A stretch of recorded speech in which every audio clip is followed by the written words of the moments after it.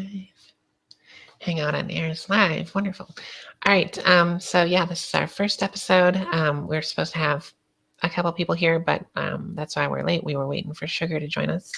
But we do have Kevin here, who is my wonderful co-host. We are all three in this together. Unfortunately, Sugar's not here today. If she decides to join, she may pop in later. So I want to start out by, I don't know how many people know Kevin, so if he wants to share a little bit about himself, you can go ahead and do so. Sure. My name's Kevin. I've been in this community for about, a year and a half or so. I don't really at this point get into too many hangouts, but every once in a while I'll pop in. I watch a lot. The whole religious debate, it's a little bit stale on me, so I like to explore a lot of other different areas that are more interesting to me at this point, and that's why I teamed up with Jennifer, because I think we have the same mindset in that area. I like to explore a lot of different subject areas and not limit ourselves to religion or deep philosophical concepts. So that's about it. Very good. Yeah, for those of you who don't know me, which, I mean, if you're watching my channel, you probably do, but for those of you who don't, of course, my name is Jennifer. I had a conversation with Kevin, and we seem to have, like he said, some common interests in exploring more than just the religion aspects of the YouTube community, and we had quite a good conversation. So I love collaborations with people, and so I came up with the idea of having Sugar and him join me for a weekly show, and they both agreed to it, and so I think that's wonderful. So that is why we are here.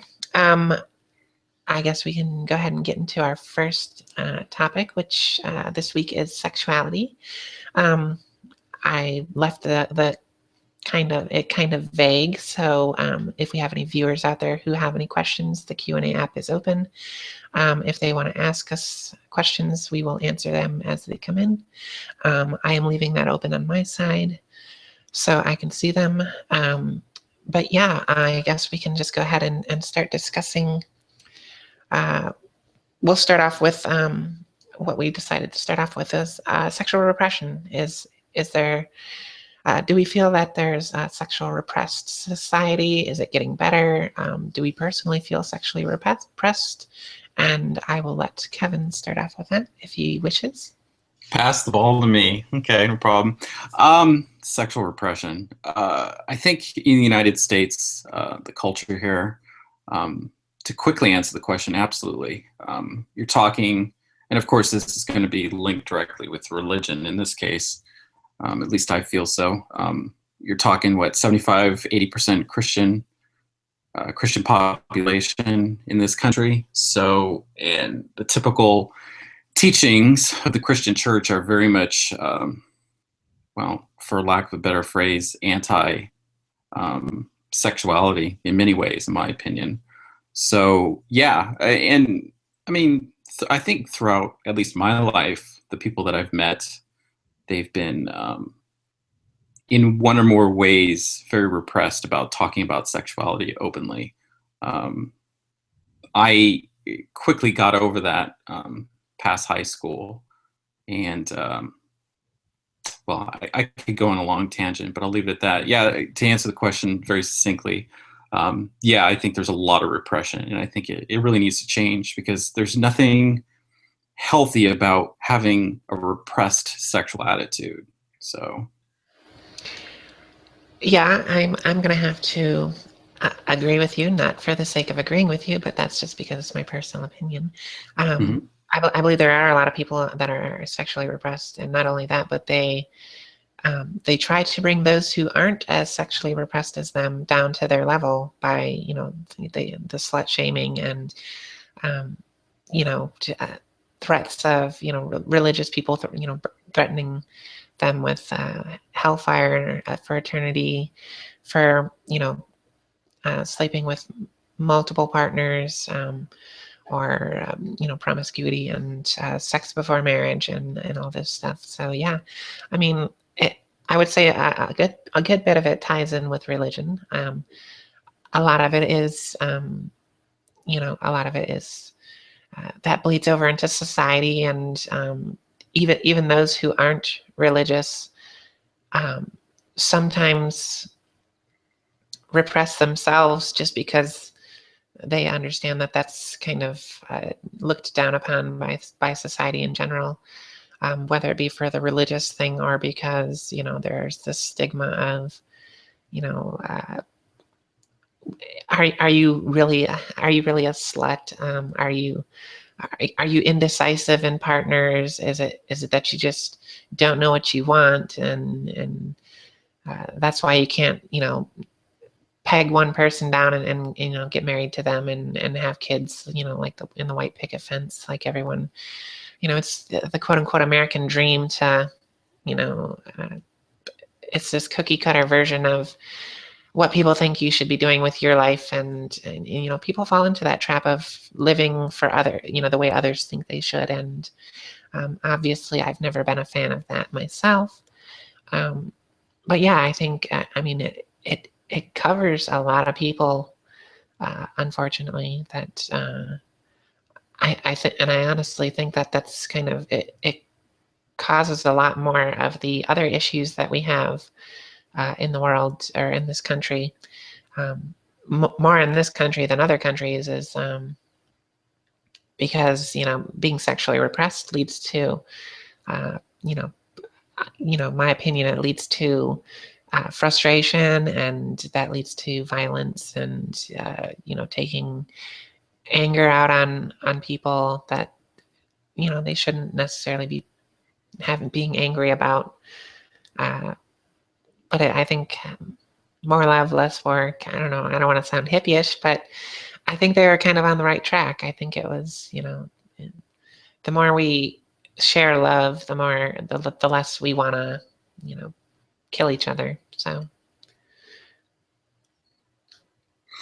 Yeah, I guess to touch on that a little bit, or to touch on something related, one of the most disgusting aspects, in my opinion, is this double standard between men and women. If a man goes out and has a lot of sex with a lot of different partners, then he's considered a stud, something to be cheered on, to two thumbs up. Versus a woman who does the same thing, she gets shamed and called a slut. Um, yeah, and that's unfortunate that there are. I've always wondered, if all these guys are getting laid, are they all fucking the same woman? Because if they're gonna keep slut shaming women for sleeping with, being promiscuous with multiple partners, then it seems to me that all these guys that are getting laid are either sleeping with the same woman or lying about it, one of the two. yeah.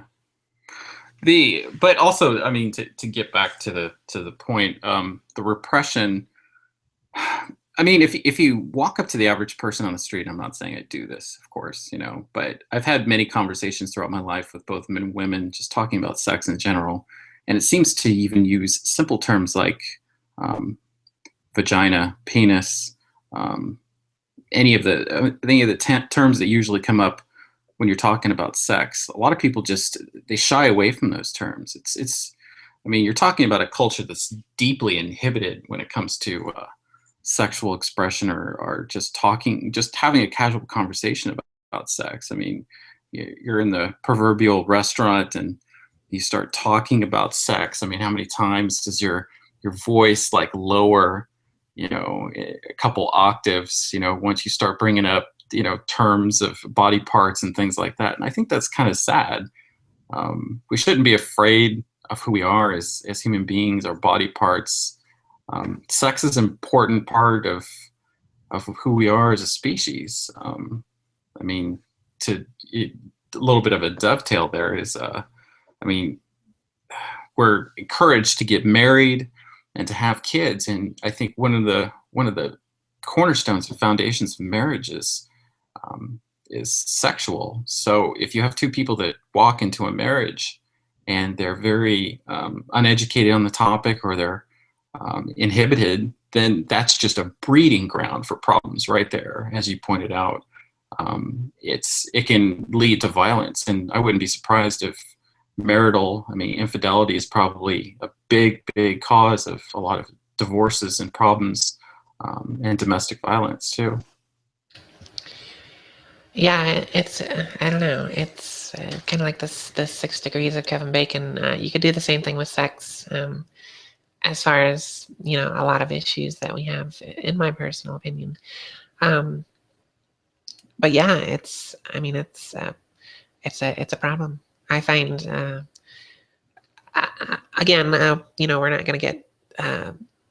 Hopefully, we limit ourselves to what we want to say, and we don't feel the obligation to get too personal here. But me as a person, for the longest time when I was growing up Christian, I myself was a repressed person.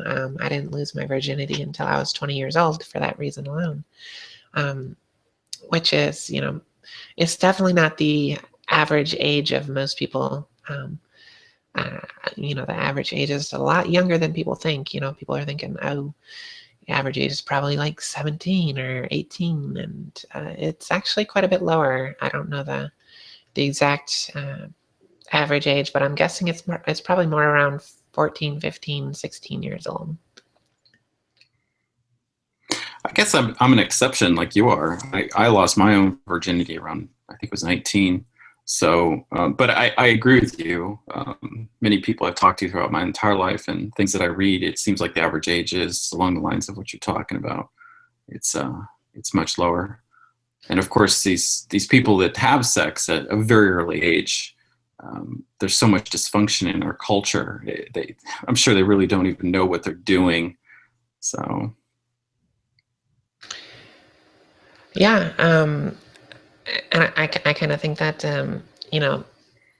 for me it was, like you said, a religious thing, that prevented me from exploring my sexuality at a younger age, and those are years I could have been learning rather than uh, doing it during my marriage, which as you said, to touch on what you said before, if you go in there inexperienced and not knowing what it is that you want, what it is that makes you happy, and your partner does the same thing, it's you're a breeding ground for trouble. It was one of the big issues that we had. Yeah, it definitely, it's a wonder. I mean, it's not a wonder why we have such a high divorce rate, when we're so, closed mouthed about sex and how important it is to people, which is one of the reasons why I figured this would be a good topic, because it kind of relates to everyone. It's, there are very few people out there who don't have sex as adults. So, I mean, I think it's something that everyone can relate to, and I think it's just something that needs to be talked about more. So, And it's, I completely agree with you, but there's also, and I'm sure you're probably aware of this, there's backlash to it too. There's many families out there that don't want their kids to learn about this stuff. So when you're talking about sexual education in school, especially high school or even middle school, many parents don't feel comfortable with their kids learning these types of subjects. But even at the same time, they're not the ones that are going to step up to the plate and actually educate their kids. So you have a society, and this can be applied to a lot of different areas. I think it applies succinctly to sexual learning, is that when you have a society in which peers educate peers, in other words, people that are already ignorant, teaching other people of their same age group what they know, it just, that right there is just a recipe for disaster, because you're spreading around bad information, myths, and that's it's a breeding ground for aberrant behavior. So, yeah. yeah, I know someone who is not as old as I am. I'm 33 now. Yeah, I think I'm 33. So I'm in my 30s, going on mid-30s. We'll just say that.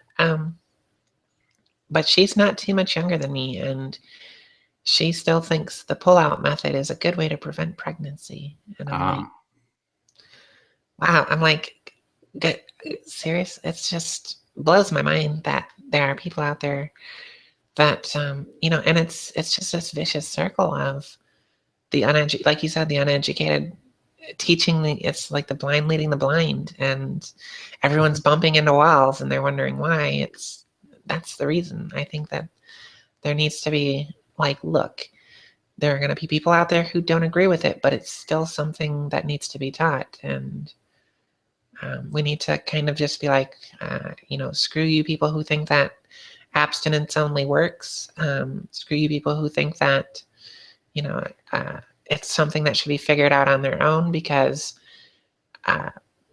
making mistakes sexually is something that you don't just be like, oh, well, I made a mistake, now I learned from it and everything's normal again.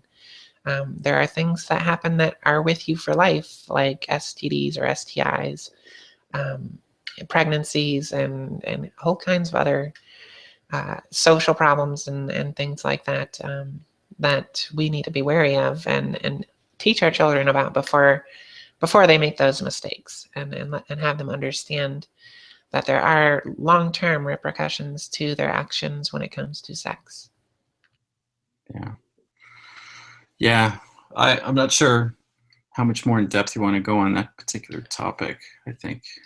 Yeah, I was trying to I was going to tie I didn't know if you had anything else to say, but I was gonna kind of move over into Yeah, go for it. I think, yeah, when it's we were good. talking earlier about uh,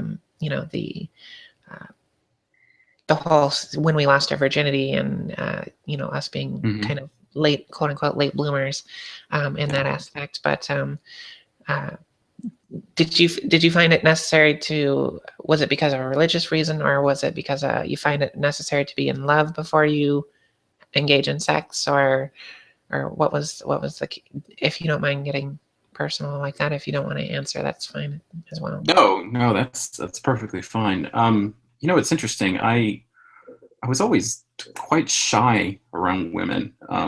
My first kiss was 18, so I was late in that area as well. But um, it wasn't that I was like necessarily really shy with the idea of sex. I think if I remember correctly, at that age, I was still very uneducated when it came to that. So when it came to losing my virginity, um, I don't. I mean, everything went okay, but I can't. Huh? Yeah, I'm not really sure how to answer that. There wasn't anything that it wasn't a disaster or anything. It wasn't that I was trying to avoid it. I think I guess the best way I can explain it is that when I was in my late teens, early 20s, very early 20s, I was still quite shy. So my interaction with women was pretty limited. So it was probably just, you know, what you had access to, I guess, at the time, to put it, kind of bluntly. So Okay. Yeah. So kind of waiting for things to fall into place rather than trying to force the sure, issue like a lot of kids do. exactly. Okay. Yeah. Yeah. Um, yeah. Like I said, mine was religiously motivated, to wait for that, to quote unquote fall in love um, before I engaged in sex. But the funny thing is I was so young when I first got married that I didn't really know what love was. Um, a lot of the reason for that was because I've always been a hypersexual person, very overtly sexual person. Like I enjoy sex, and I'm not afraid to tell people I enjoy sex, and I'm not afraid to, you know, to and to go and enjoy it, as I see fit. But because of my religious beliefs, I had to repress those feelings, as I said, and it was because I repressed them that it was always on my mind. It's like when you are told not to press the red button, all you want to do is friggin' press the red button. Um, it's like what I was taught as a Christian is to, have to wait till marriage. I'm like, well, if I have to wait till marriage, then I'm just going to friggin' get married so I can have sex and get this over with and quell this need to engage in that activity. And so I ended up getting married at a young age when I didn't know her as well as I should have. And, things definitely didn't go as I had hoped or planned the marriage to go. And it stems from, again, stems from repressing my sexuality that caused me to make decisions that I shouldn't have been making for sexual reasons rather than, basing it off of love. So obviously my answer to the question of do I need to be in love to have sex? Well, I've done it before, thinking I was in love. And at this point in my life, I don't really make that. I kind of have the feeling that you can be in love and have sex as a way of showing that affection, or you can just have sex for the pure physical pleasure of it without any involvement or attachment to a person. As far as love goes, I mean, I still personally like to have a trust in a person that I'm engaging with, that in that activity with them with. But as far as being in love with them, I don't find that as a requirement to engage in sex. But I find that if you are in love, sex is kind of a good way to uh, express that. So Yeah. Well, let's see. Culturally speaking, to touch on something you said earlier, I mean, we're talking about, or I essentially answered the question earlier of, is our society very inhibited or full of aberrant behavior when it comes to sexuality? And I agree, and I think you do too. What makes it worse is you've got people essentially, running around not knowing what the hell is going on, and we're being stimulated. I'm completely convinced that through the advertising agencies in this country, in the media, and, of course, pornography sites, that I think our level of sex drive might be abnormally high. A lot of people say that men typically have, really high sex drives, and women don't have as high. Um, but the truth of the matter is if you look at primitive cultures, there's some that still exist where men and women walk around naked. You don't see the men walking around with hard-ons all the time whenever they see a naked woman, which is every 5 to 10 seconds. So I really do believe that we have kind of a little bit of a sick society, because we're all, for the most part, just very uneducated when it comes to sex, and at the same time we're almost hyperstimulated. So it's kind of like, worst case scenario in some ways. What do you think? yeah, I mean, it is kind of like we're all walking around with blue balls. Yeah. It's definitely quite a tease when you're especially if you're alone. Like if you don't have someone to share and experience, that physical intimacy with, um, and you see something like that on TV, it can definitely be, um, kind of a tease that causes us to be like, oh yeah, I miss that. Whereas, as you brought up a good point with the cultures that have women that walk around, women and men that walk around naked all the time, and they're not just all jumping on top of each other Yes. because they see a naked woman, or um, whereas us in the clothed society where where we see uh, someone performing and then a nipple slips out, it becomes this huge Yeah.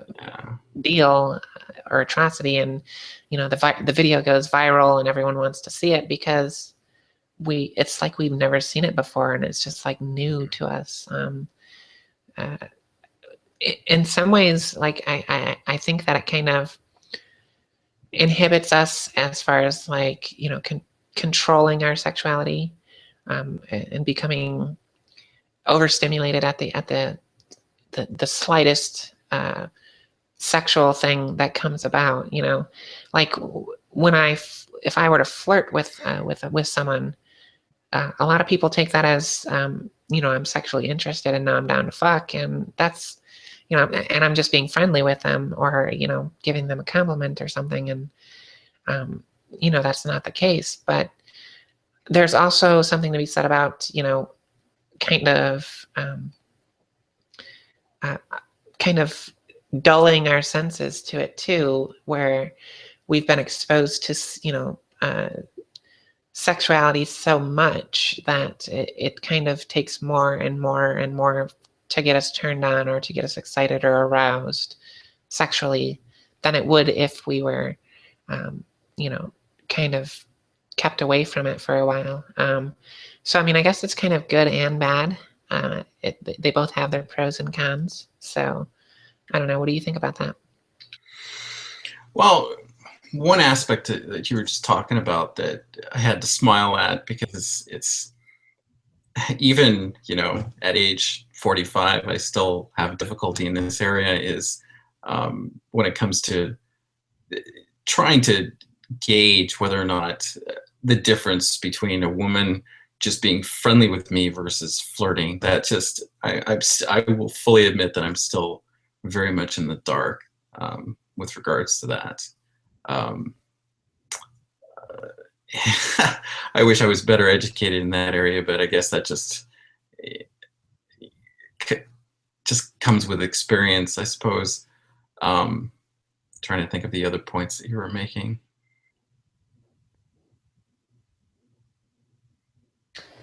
Well, I was talking about the overexposure kind of dulling our senses. Oh yeah, yeah, yeah. Actually, the other point you made that I wanted to say something about is, of course, the, you know, uh, show somebody's nipple or something like that, and people flip out and think it's, a travesty of the highest order. I completely roll my eyes at that. I think it's absolutely ridiculous. There's nothing about our bodies that should be shameful or hidden away or um, labeled as dirty or anything like that. So when I hear about these things, I it's very hard for me um, to see from another person's point of view where they think that that is such a really big deal in today's society. Um, yeah. Yeah, it's my husband asked me a couple of days ago if he thought that if he was kind of joking around. He's like, "Do you think fat men should have to wear bras? If Mm. they have boobs, should they have to wear bras?" And I was like, "Well, personally, I think that if women have to wear bras, then all men should have to wear bras too. Um, if men don't have to wear a bra, then women shouldn't have to wear a bra or cover themselves up.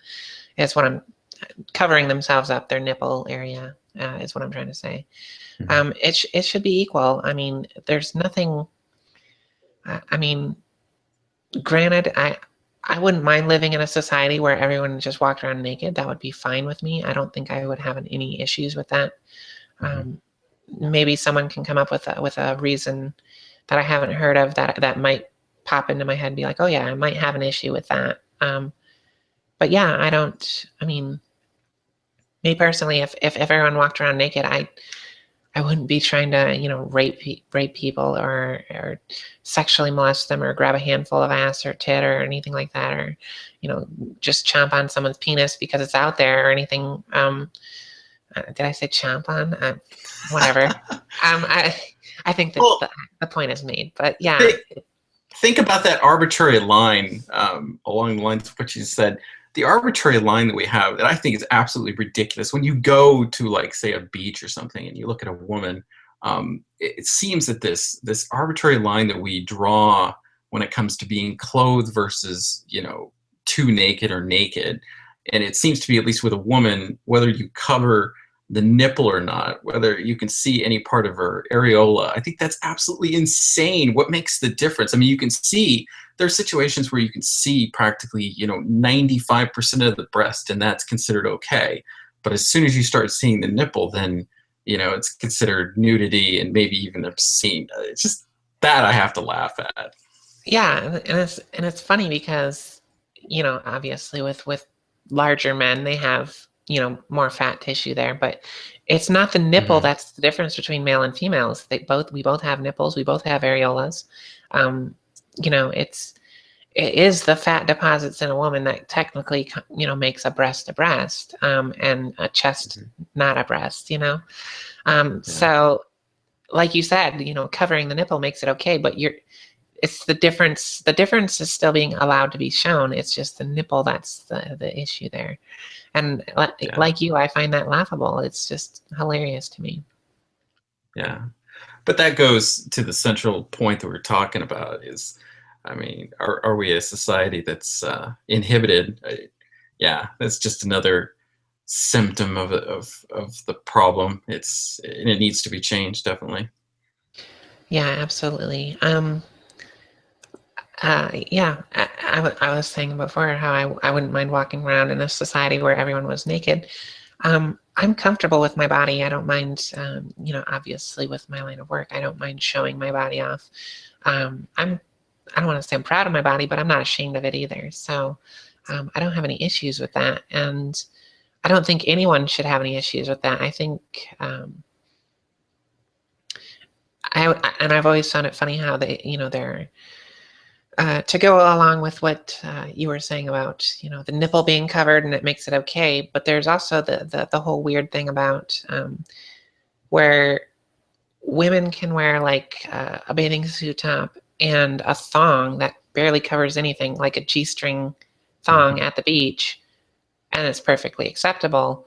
But you have someone who's in like a full coverage bra and granny panties. Now it's considered underwear. Now it's a big deal. Hmm. Um, One covers less, but is considered acceptable because you're on the beach, and that's what a bathing suit is. And the other is underwear that covers more, but is underwear, so now it's a bad thing. Now, that's always confused the crap out of me too. Yeah, it does. It doesn't make any sense. It absolutely makes no sense. Yeah. So we've kind of Done that subtopic. done that. Yeah. I think it's time we can move on here. Um, so we can talk about. Uh, let's talk about online sexuality or in real life sexuality and relationship starters. Um, I don't know how we're going to jump into this one, but do you feel that there are people who can, you know, do you think it's possible, probable, and safe to fall in love with someone online? Hmm. Um. Let's see. How can I answer this? I'm not sure if I can accept the idea that two people can fall in love when they actually haven't met face to face. And I guess you could possibly say that when you're in like a G plus hangout like we are, or some sort of video chat where you actually could see the other person, if that even counts. Um, I have a hard time. I'm not that requires a lot of thought for me. Um, yeah, that's the best I can do on that. Okay. Um, yeah, from speaking with personal experience, there have been people that I've had intense emotions for online, um, that I've never met before. I think we know by, like you said, on, talking online and seeing people on camera, it kind of gives us a step closer to knowing a little more about them. We were talking about this earlier. I think it was yesterday. Excuse me. About how, there are different levels of communication and getting to know someone, by, there's the text slash email, which is, strictly text, which is like the lowest level of communication. And then there's voice only, which allows you a little more information with the inflection and the tones and hearing. uh, what they're saying and how they're saying it and how loudly they're saying it, and also being able to quickly ask them to clarify without wondering if there's a miscommunication right away and having to type back to them. And so then there's I guess the camera aspect of it, which is another step up from just voice, where you can see people using their hands. You can see their facial expressions. You can see whether they're, in some cases, you can see whether they're leaning forward towards you or towards the camera, if they're actively engaged in the conversation by looking at your picture or the camera or whatever the case may be. There are these little things that give you a little more info on them as a person and how they react. They're reacting to you, and you can kind of pick up the vibes of whether they like you as much as you like them, kind of thing. But to me, nothing beats an actual face-to-face meeting. I was stating in a conversation earlier on Google Plus that if I had my way, I would talk with every person I talk to on Google Plus face to face, because as a person who has trouble gauging people's emotions and meanings, I need as much information as I can get, and you get the most information from that by physically being in front of them. There's, like you said, you have still have trouble with gauging whether a female is just being friendly or if she's actually wanting more from you. And so that kind of goes into the meeting in person. Like, you can pick up more clues as to whether they're actually into you, whether they touch your hand or they put their hand on your leg, or if they hug you, how they hug you, how long they hug you, if they go in for a kiss, if they close their eyes, kind of all these little clues that kind of would clue you into whether they're actually into you, or if they were just being nice after a date or after a conversation or whatever the case may be. You definitely get the more of that through personal meetings. So while I can understand people thinking that they're on their way towards falling in love with someone, I don't necessarily think that that people can actually be in love with someone until they've gotten all of the clues from them.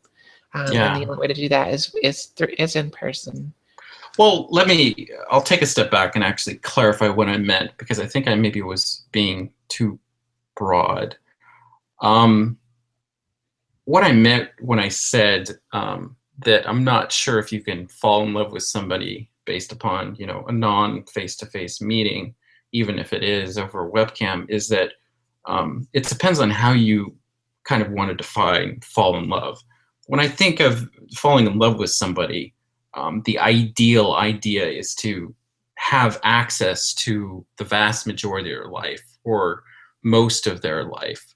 And what I mean by that is, when you're in front of even if you're seeing somebody on a webcam, you're only getting information from what you see them in front of their computer and what they choose to tell you. If you were to, for instance, live with a person, say a roommate situation for like, say, 6 months, then I would say that would be a situation in which I think you could justify better that you were actually falling in love with that person, because you have access to a greater amount of their real life situation, and you can interact with them face to face and touch them and all that. So I wanted to make that point, because I think it is very possible to fall in love with someone even if you don't meet them. But what you're falling in love with is something that's not entirely them, if that makes sense. It's not the entirety of who they are, or even a vast majority of who they are. It's kind of like going on an interview. You're putting your best foot forward when you're talking to anybody for the first time. And I truly believe that over time, that interview, quote unquote, interview process breaks down, and you start to really see the person for who they are. So I would say that if you live with someone for like 6 months to a year, and then you said you were in love with them, I would give a lot better credence to that than somebody who said, I've talked to somebody through text for a week. That seems ridiculous in comparison. Yeah, absolutely. I'm kind of with you there. I mean, like I said, I mean, we know, I mean, through personal experience when it is that we're having those feelings. And I can definitely see someone being like, yeah, I mean, I can see something there. I can see a great possibility of us falling in love by the limited information that they have, Hmm. if they've experienced it before. And, maybe they're right, maybe they're wrong. But I honestly think that you don't know for sure until you've had most of the, like you said, living with them, knowing the things that that they don't necessarily choose to tell you, but you find out about them uh, when they're living their everyday real lives, not putting on this front. I feel people do tend to um, put on this front when it comes to dating for the first time dating and such like Hmm. that. So it's yeah, it's definitely I, I don't know. It's like you said. I think I can definitely. It's definitely more believable if they've lived with them. Be like, yeah, you're in love. I can believe that a little more than basing it off the limited information you get off online. Um, but I also understand that people they know themselves and they know the feelings they've had before they've fallen in love before. And if they're going on that road again, I can see their point of saying, yeah, I'm in love when they're on that same path they've been before. So Hmm. Well, I mean, on the positive side of online dating or online interactions romantically, um, there, I think there's something to be said for kind of getting, as I guess as non-romantic as this probably sounds, but getting a profile or getting, I guess uh, an interview sheet of like people so you can actually get an idea of who they are before you start talking to them. I mean, a face-to-face interaction, you might, we're all pretty much going to react on a physical basis. I mean, we see someone in there physically attractive, but that's, a very shallow layer to a person. So you go on that and then you interact with them. And then over that process, you get to know them over time. Whereas when you deal with somebody online, you can see what they look like because, most times they put pictures up, and then they have kind of a brief summary, and then you can interact with them and ask them questions. So I think there's something to be said for that. I mean, that's, I guess, maybe more efficient. I don't know. I know a lot of people out there that are very anti online dating because of the stigma associated with it, but I don't know. I think there's something to be said for it. So. yeah, I mean, yeah, it's like I said. I don't want to take anything away from people who think or tell me that they're in love without having met the person, because they know themselves more than I would. So I'm not going to take that away from them. I'm just saying from personal experience. There have been many times when I've had these feelings and have been totally not okay with what I met in person. And it's hard. The one thing I've learned about relationships in general is that it's very hard to take back an "I love you," because once you tell someone you love them, that's when shit starts to get real. Oh yeah. And so uh, I try to make sure that I know for absolutely positive that I love someone before I tell them. And my husband can tell you that it took me a long, long time for me to tell him I loved him. In fact, I think it was almost a year and 3 months or a year and a half or something like that before the first time I told him I loved him, because I wanted to make absolutely sure that that was the case before I told him, because it's something you can't take back. You can't just be like, oh, I love you. Oh, now I don't love you because you found out something that you didn't care for. Hmm. So I always try to be careful about stuff like that. Um, would you like to move on? Sure. Let's move on to polyamorous relationships or polygamy. Not necessarily polygamy in the sense of it being legal or illegal, but what are your thoughts on the idea of it in general? Talking about polyamorous or Well, polygamy? polyamory is just loving many people, and not Correct. necessarily polygamy is getting married to more than one person. So, um, whichever you prefer. I mean, let's talk about, well, before you get married, you have to love many people. So before we get married to many people, let's fall in love with many people and go with polyamory. Um, I got introduced kind of to this subject through a friend of mine just only a couple months ago. I had heard the term being thrown around for years, but I didn't really understand what it was.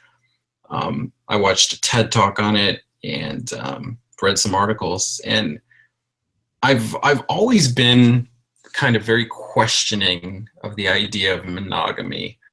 Um, our species doesn't seem to be very suited for that. And of course, if there's information to the contrary, I'd love to read it. But from what I've read, it doesn't seem to be as effective for our species. But anyway, getting down to the polyamory.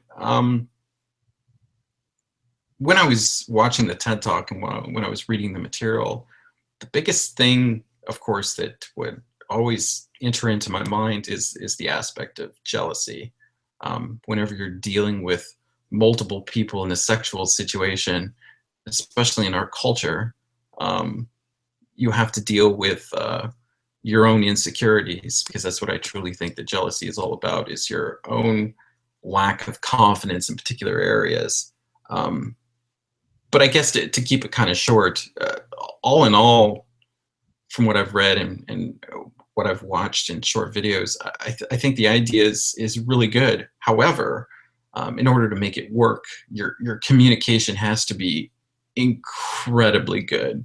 You have to keep the lines of communication almost pristine, especially in our culture, because of the tendency for so many people to be jealous and lack confidence. So, I mean, if you can do it, then I'm sure it would be fantastic. But I think the vast majority of the population at this point, or at least in this country, probably couldn't handle it. Yeah, I would have to agree because I mean, as someone who has been involved in groups, not necessarily, I don't want to say polyamorous groups, but in threesomes and foursomes and moresomes, in that sense.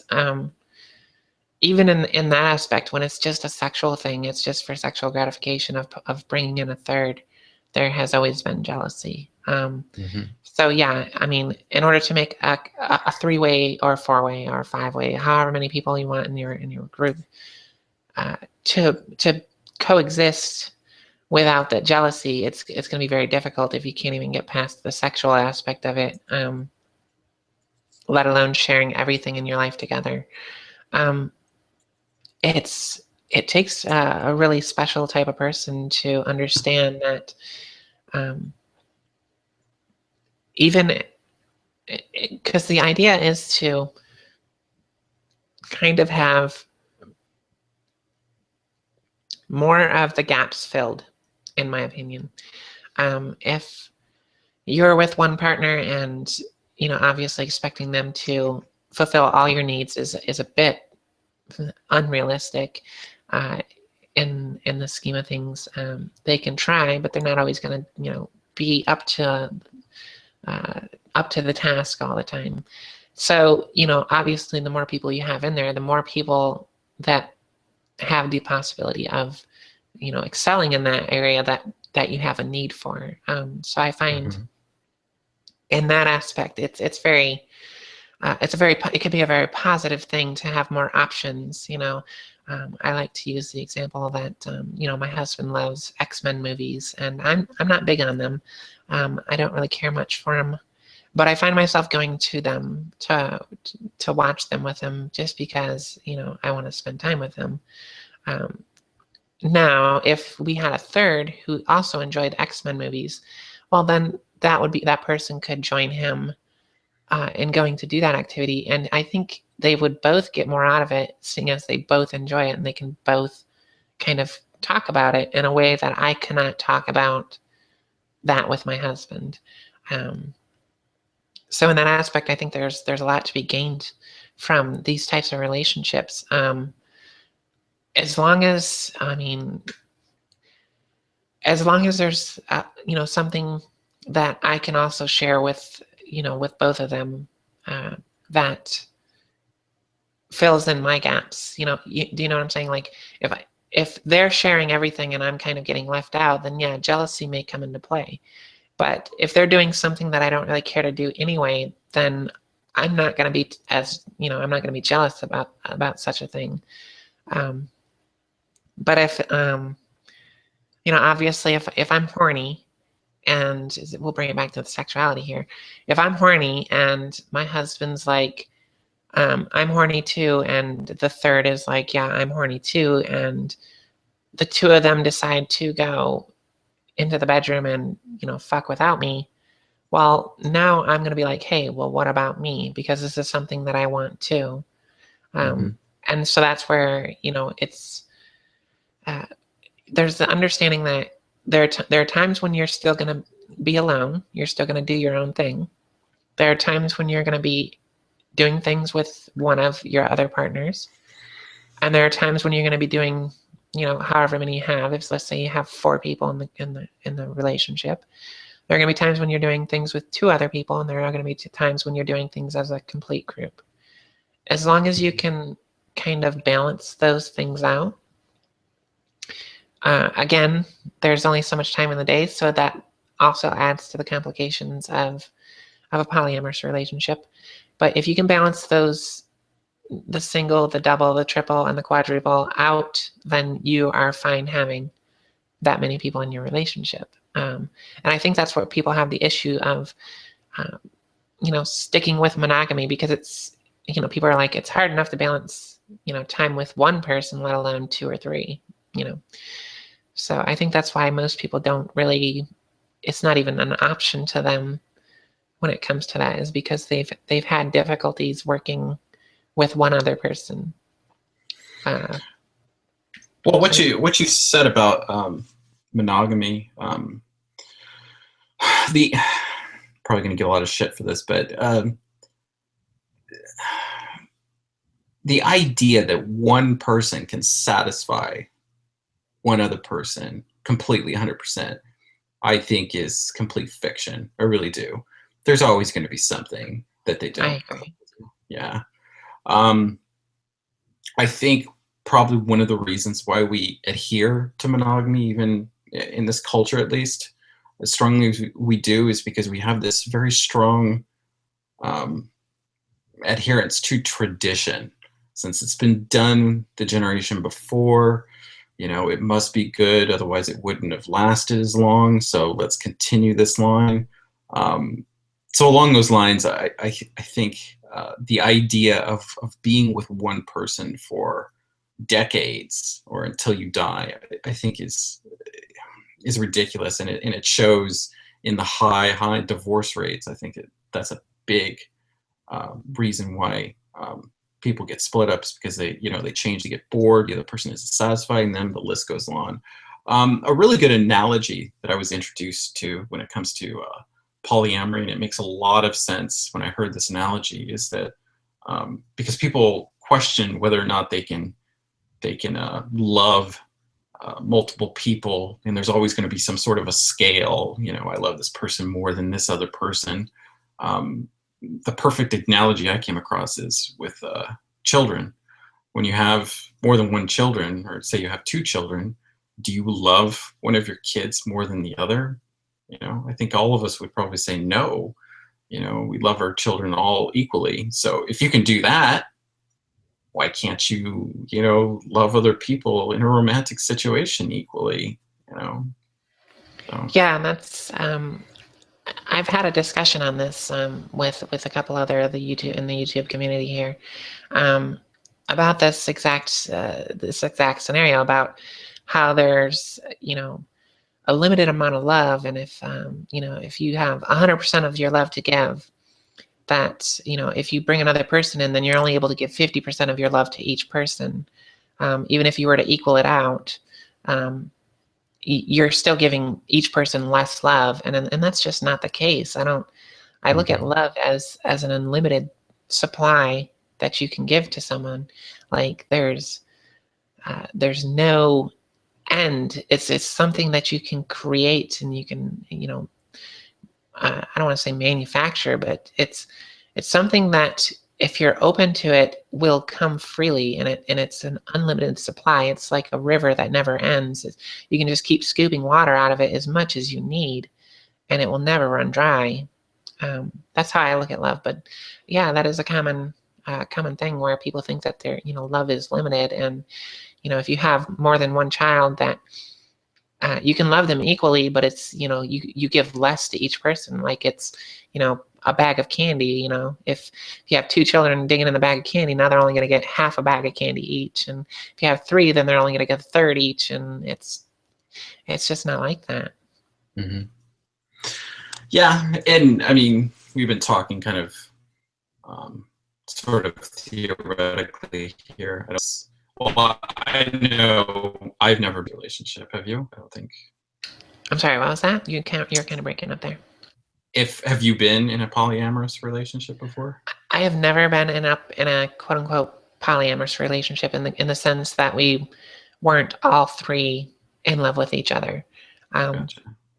I have been in sexual situations with more than one other person. So, but never in a romantic situation with more than one person. But the idea of it appeals to me very much. And even though I've never been in one, I know I'm a polyamorous person because I've kind of weighed the pros and cons of it.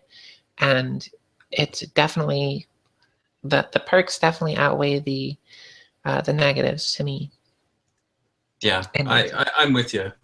However, I mean, to go back to an analogy that you made when it came to like X-Men comics, if you're with a couple other people and you're in a polyamorous relationship, and you have these similarities between people, say 3 out of the 4 people enjoy X-Men comics and the 4th one doesn't, then they're going to feel left out when something doesn't, something associated with that comes up. And I guess to put it more directly to a romantic relationship, if you're left out, if there's a sexual situation and you feel like you're being left out of situations on a regular basis, or one person has sex with another person more frequently, then I think it's only natural, at least in this society in the United States, that this is just going to be a breeding ground for problems.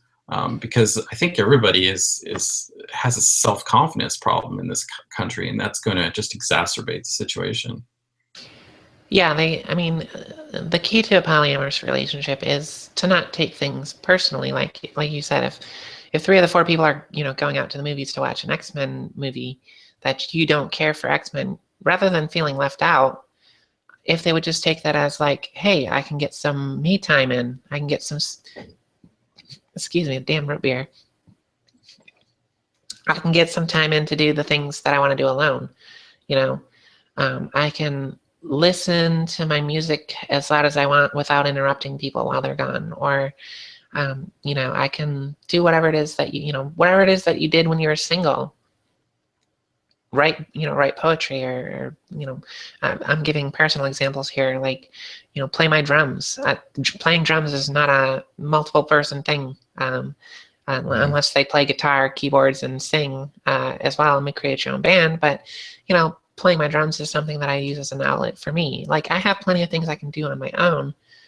And the same thing goes like even in a monogamous relationship. Like if my husband goes out with his friends, I don't take that as a dig on me, as like, oh, well, he's not going out with me, therefore he must not love me anymore. Or, I just be like, okay, he's out with his friends doing whatever it is that they want to do, and I get things done that I want to get done by myself.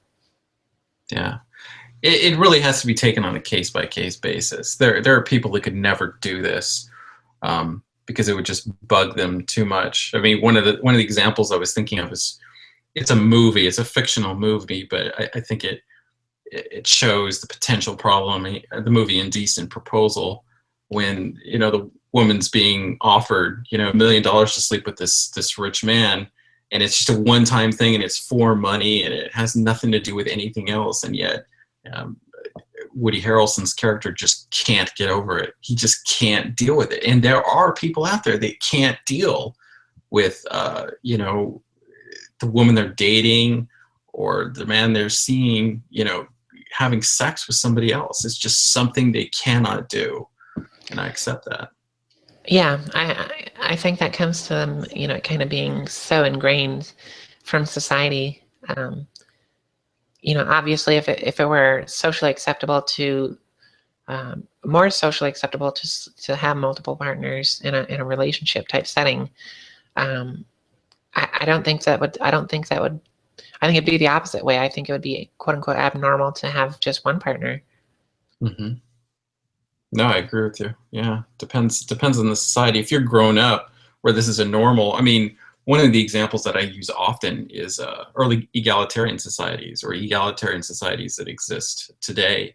I was reading some articles that it was in some societies, it was very common for extended families.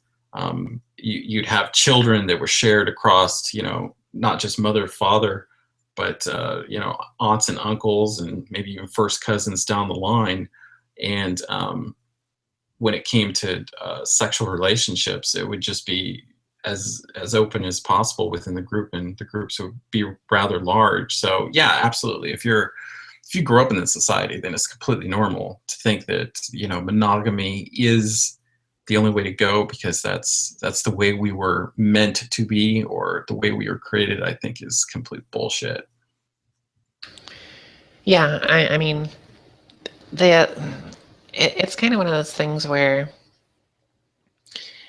if if you have this kind of stigma that's brought along with sex of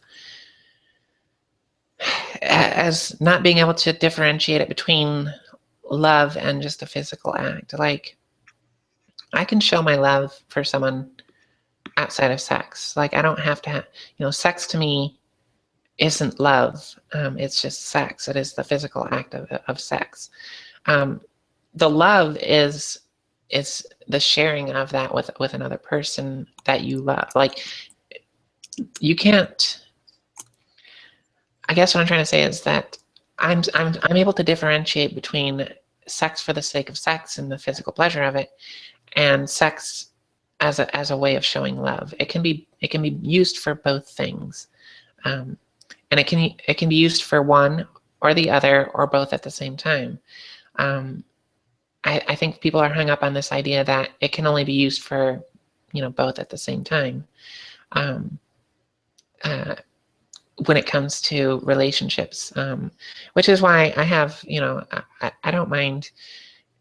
Recently, I've kind of, obviously when I was a Christian, I had the monogamy thing on my mind, and it really bothered me when people cheated on me, and that was an issue. But recently, within the last, probably 3, 4, maybe 5 years, I've kind of crossed over into understanding that there are things I can't offer a person, and if they find that in someone else, and that's the only thing that they get from that person, if they're not getting things from them and replacing it with things that I should be giving them to them, then whatever they get from them that I can't give to them is fine. It is what it is. It's them feeling a need or a want in their life that makes them happy that I can't give them. I don't want to deny them of that ability just because they're with me. That's like saying, if you live with me, you can no longer talk to this person. That's just not right. Mm-hmm. Or as a more extreme example, like, it's if you're talking about a need, it's like, okay, well, if you're with me, then you can no longer eat a certain type of food or that you really like, or that you feel is, well, it, I'll just put it out to as like a blatant need. It's like, if you're with me, you can't eat, period, because that is an actual need that people have. Um, it's just absurd in my mind. And again, I understand people who have that notion. It's how it's been, the tradition thing. I get it, but in my mind, it just doesn't work anymore. It's quite the opposite. I want my partner to be fulfilled in every way that makes them happy. And if something that makes them happy is something I cannot give, I want them to still be able to get it and acquire that.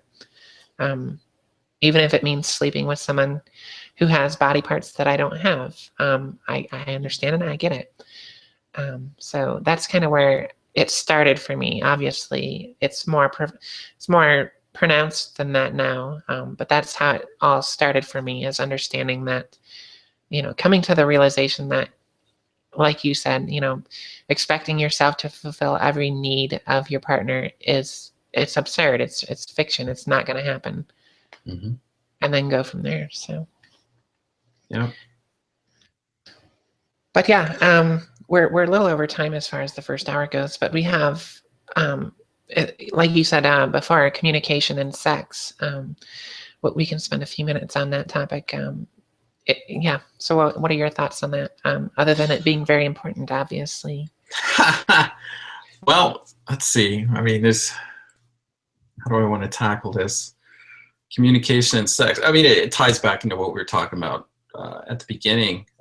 We have a culture it's very much dysfunctional when it comes to sex. So the idea of communicating to your partner what you enjoy is rare. It really is. There's an assumption going into the bedroom that the other person is either good or bad in bed, and once you sleep with them the first time, that just gives you an idea of whether they're just good or bad, and that's pure fiction, because there might be some general ideas that carry over between individuals, what people tend to like, but I've learned through my own experiences that everybody's different. Some people can be radically different, so there needs to be some type of communication about what they like, and you shouldn't get downtrodden if, like, the first sexual experience you have with somebody is terrible. You should look at it, the way I see it is, it's an opening for improvement. You talk about it, or try to talk about it, and you find out what the other person likes, and then you improve upon the situation. So yeah, I mean, and there's different ways of communicating during sex, after, before, whatever feels comfortable. So, but I don't want to go on too long and drone on. So, go, Jen. Oh no. You should never feel like you're going on too long. I want you to get all your thoughts out, and that's kind of what we're here for.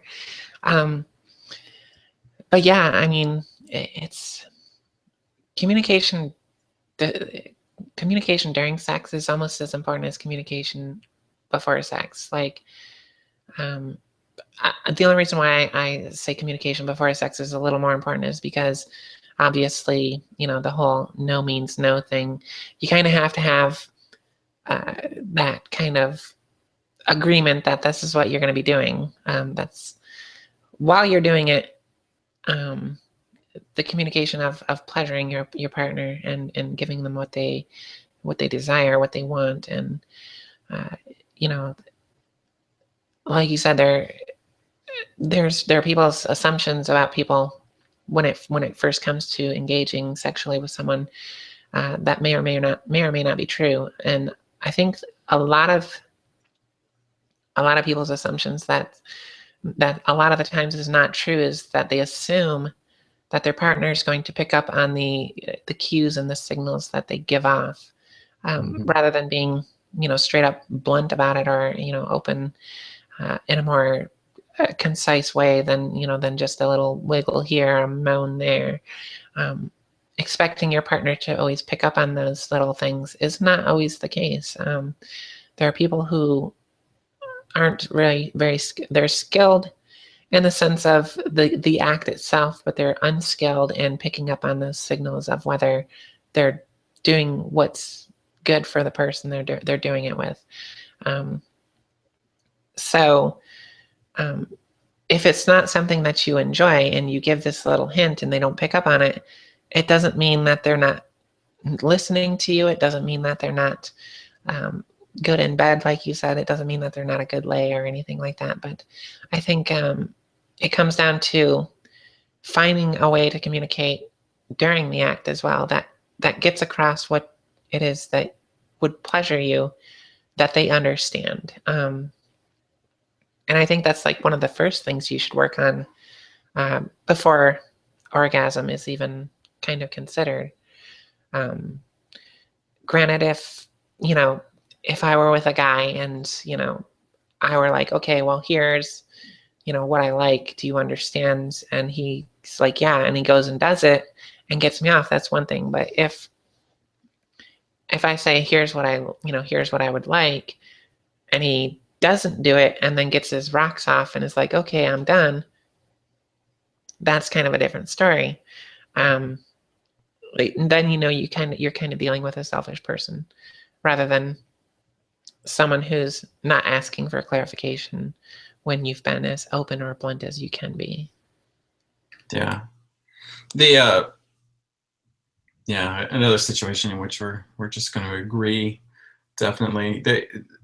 You make a very good point that the communication even before you do anything is incredibly important. I mean, to be very blunt, if one person, like for instance, enjoys anal sex and you don't, if you try to communicate that during the act, that can be rather clumsy and maybe even embarrassing. So, and I can see all the arguments that could be made. I mean, if you talk about sex, especially in this society, a lot of people are clumsy with it, and they feel like these conversations that happen when you're interested in somebody are just uncomfortable, but they are really necessary. They are. You really need to understand what the other person enjoys, maybe some of their experiences, so you know those kind of artificial boundaries with that individual. And then, as you pointed out, when you're engaging in the act, that's even trickier. I've found through my own experiences is that I think a lot of the people out there feel very uncomfortable verbalizing what they like or what they want during sex. Leaning up and kind of mechanically showing your girlfriend how to give you head or something like that can, I know for a lot of people, seem very, just extremely uncomfortable. Like, you think to yourself, this should be something that they should know how to do. But like I said, everybody's different. Everybody likes it a little bit differently. So, and as you pointed out, that when it comes to just watching people's body language, that's another way of gathering information that I've found to be really useful, but that takes a lot of practice. When a person moves their hips in a certain way, or their shoulders, or the way they're breathing, you can pick up a lot of information, but you have to really be sensitive, and you have to be you just have to be open to that information. You have to be aware of it. And a lot of people are so tied up in their own pleasure or something to really understand these signals, or pay attention to these signals that are coming from another person. So, I mean, this particular topic I find to be really important. And so many people don't talk about it nearly enough, because it's just so, I mean, everybody's so interested in having sex. It feels great, but I think in order to have it kind of, optimally, you really do need to have these discussions and get in tune with your partner. But unfortunately, it doesn't happen nearly as much as I think it should. I would have to agree with you. And is there anything else you would like to say? No, communication. I think that's it. Okay. Well, with that, we will end our our discussion here, and we're going to open it up to some other few select people. So if you have, Kevin, if you have anyone that you think you want to invite, that would be good for the discussion. Excuse me. Feel free to invite them. Okay. You are more than welcome to invite whoever it is you want. I'm going to invite a few people here too that maybe hopefully can join in, and we'll go from there. Hopefully we can get some people to join us up and carry on with some of their thoughts and ideas that maybe we haven't thought of that intrigues us. Sure.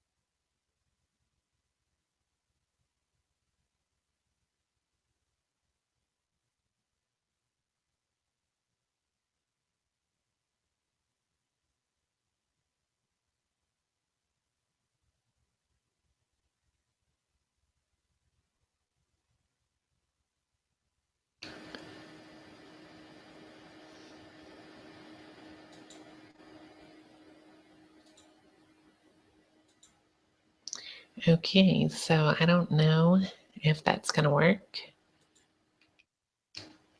I know a lot of times they still need a link, so Yeah. I don't know if I want to just go ahead and put that out there or not, but Do me a favor. Put the link in the side chat, because for some reason I can't pull it. oh, absolutely.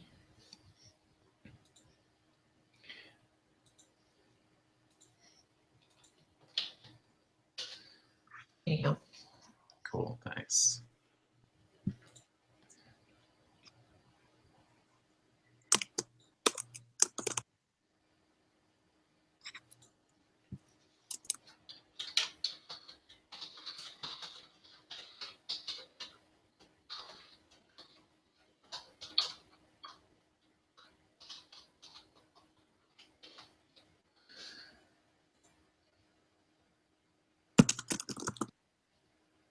All right, so I'm just going to put I'll just put the link out there, and if anyone wants to join, it is on the page. We'll see who we can get here, see if they can add to the discussion here, and see what's going on with it.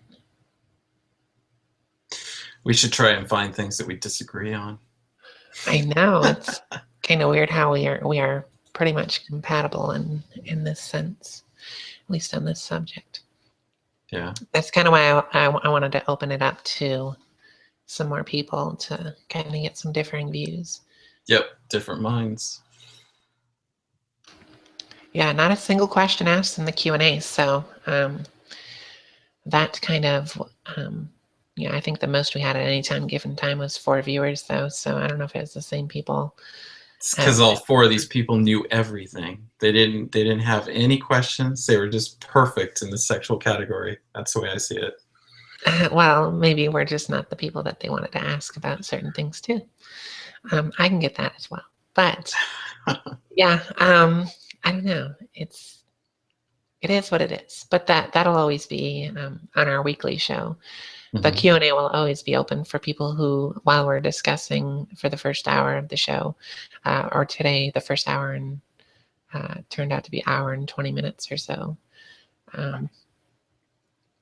So the first half of the show, that the Q&A will always be open for people who want to ask questions. It'll still stay open while we've got the group chat in here too. So if you would like to ask questions, you're free to do so. If not, you can join and ask them there. Free to give your comments as well inside the chat.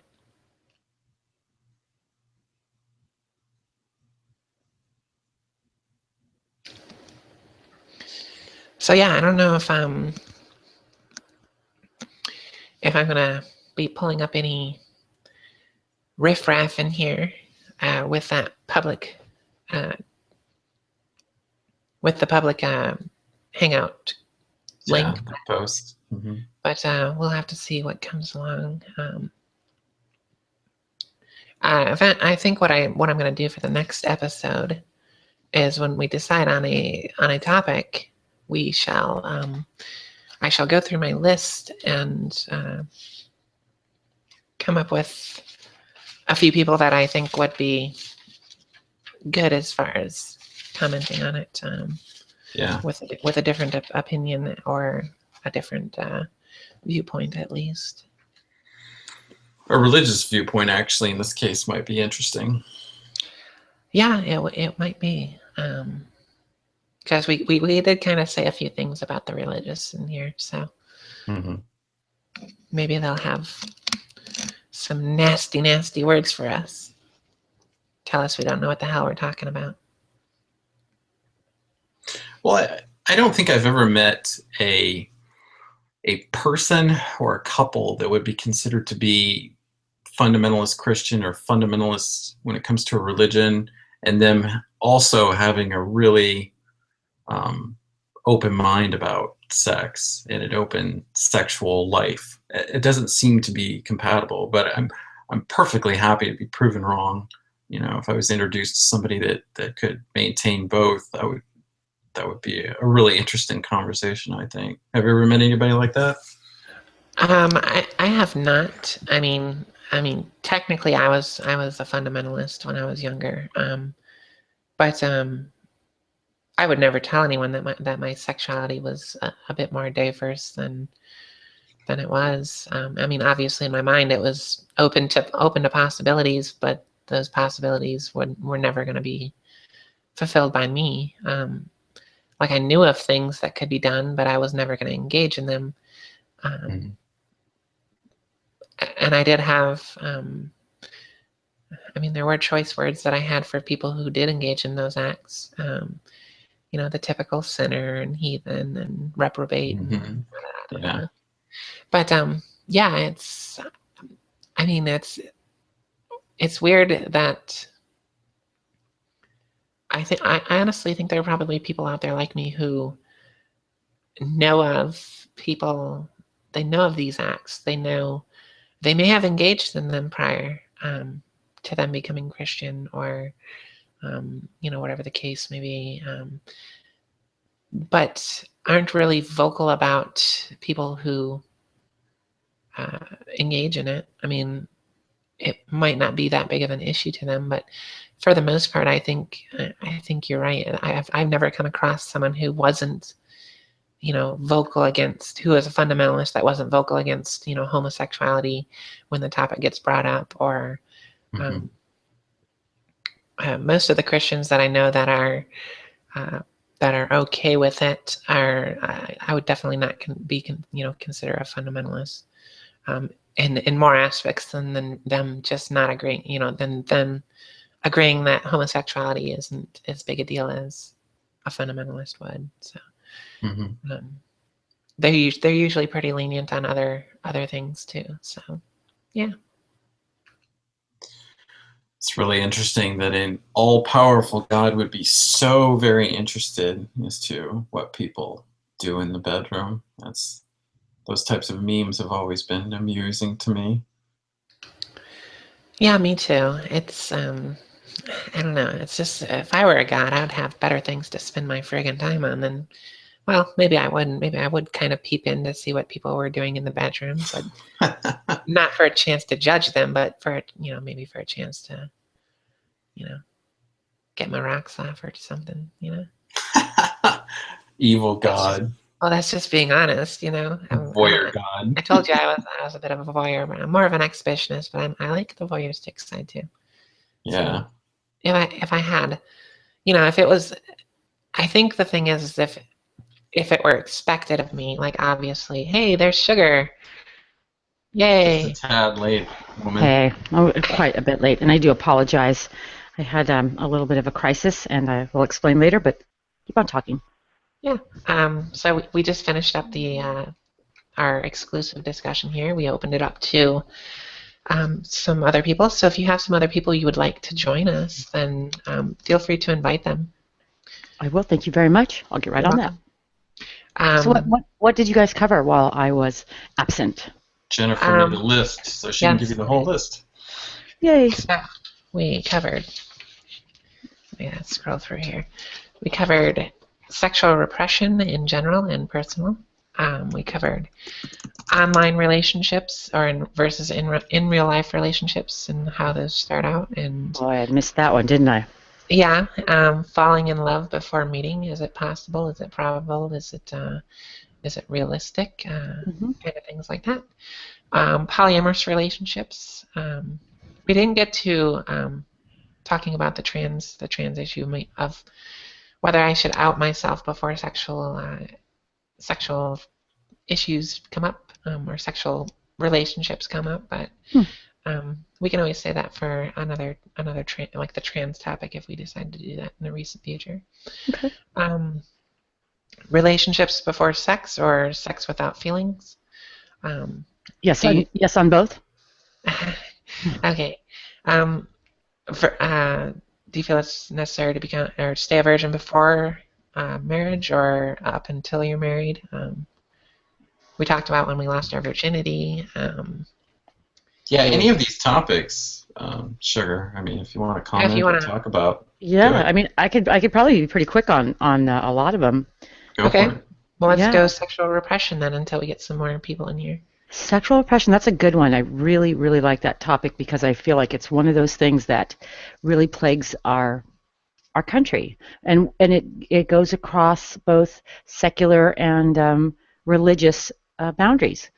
And I don't know how we got to be so uptight, being America, land of the free, but we seem to be quite uptight. And I think the key is teaching your children appropriately at their appropriate age, getting them prepared for the world. And this is a hard one, I think, for a lot of parents to grasp. But if you think about your own sexual experience and how you fumbled and what you knew and what you didn't know, and if you use the excuse, well, look, here I am today and I did pretty good. Well, if we could all talk to our ex-lovers, maybe we would hear a different story. And if you had any pain over a subject, it's time we talk to them and say, look, this is what you can expect from sex. These are the things you should know. And we don't have to set a sexual table for them and show them diagrams, but just have a little bit of a more frank conversation about what's out there, and keep that dialogue open. I mean, if they can't trust you, boy, they got to learn it someplace else, and I just wouldn't risk that. I think a great healthy sexual appetite and attitude is a huge amount of happiness. So yeah, I think you covered just you kind of agree with us in those aspects. And good. So I put the Hangouts link in the side chat if you want to use that to invite some people. Awesome. Sugar. So that's there for you. So let me ask you this, Sugar, since you brought it up to kind of poke at you. You said that at any particular age there's appropriate ways of teaching kids. Do you have any thoughts as to what would be appropriate at particular ages? I'm curious. Give me an age, and I will tell you what I think. It's my opinion. Well, do you break it down? I mean, you probably have an idea in your mind as to age ranges or something. Well, the way we gauged it and the way I've heard that they say is appropriate is when the children ask. It's the first question is, Mommy, where do babies come from? Okay. Now you've got two roads, right? You've got the road of, well, there's a sperm and there's an egg, and this child could be 3 years old. It is not time. And what you do is you give them as little as possible. You go, well, babies grow in mommy's tummy. And if they run on down the hall and don't ask for any more, they don't want any more. But if they stop and look at you and go, yeah, but how does it get in the belly? Then you get real simple and go, well, mommies and daddies put them there. Now if they want more, they'll ask for more. But don't go giving them the whole, Masters and Johnson breakdown of sexuality the first time they ask, because you'll freak them out. But you just a little at a time. And then when they ask questions, if they are age appropriate and you can honestly answer them, then do that.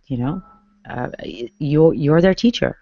That's why that's our job as parents. Yeah, I'm with you to a certain extent on that. As far as uh, when they're under a certain age, for me, the age would be about 10 or 11. Well, if they asked you where do babies come from at 5, would you tell them what would you tell them? I would answer the question in a not necessarily uh, I don't want to say I'd answer it in a scientific way. Like I wouldn't get too specific with Yeah. it, but I would answer them honestly. Sure. I would leave it kind of vague.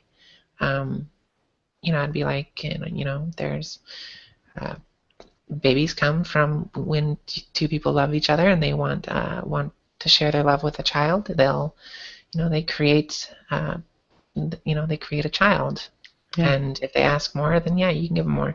Yeah.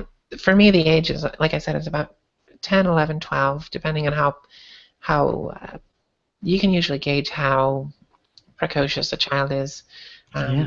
whether they're going to understand it. But that would be about the age where whether they asked me or not Yeah.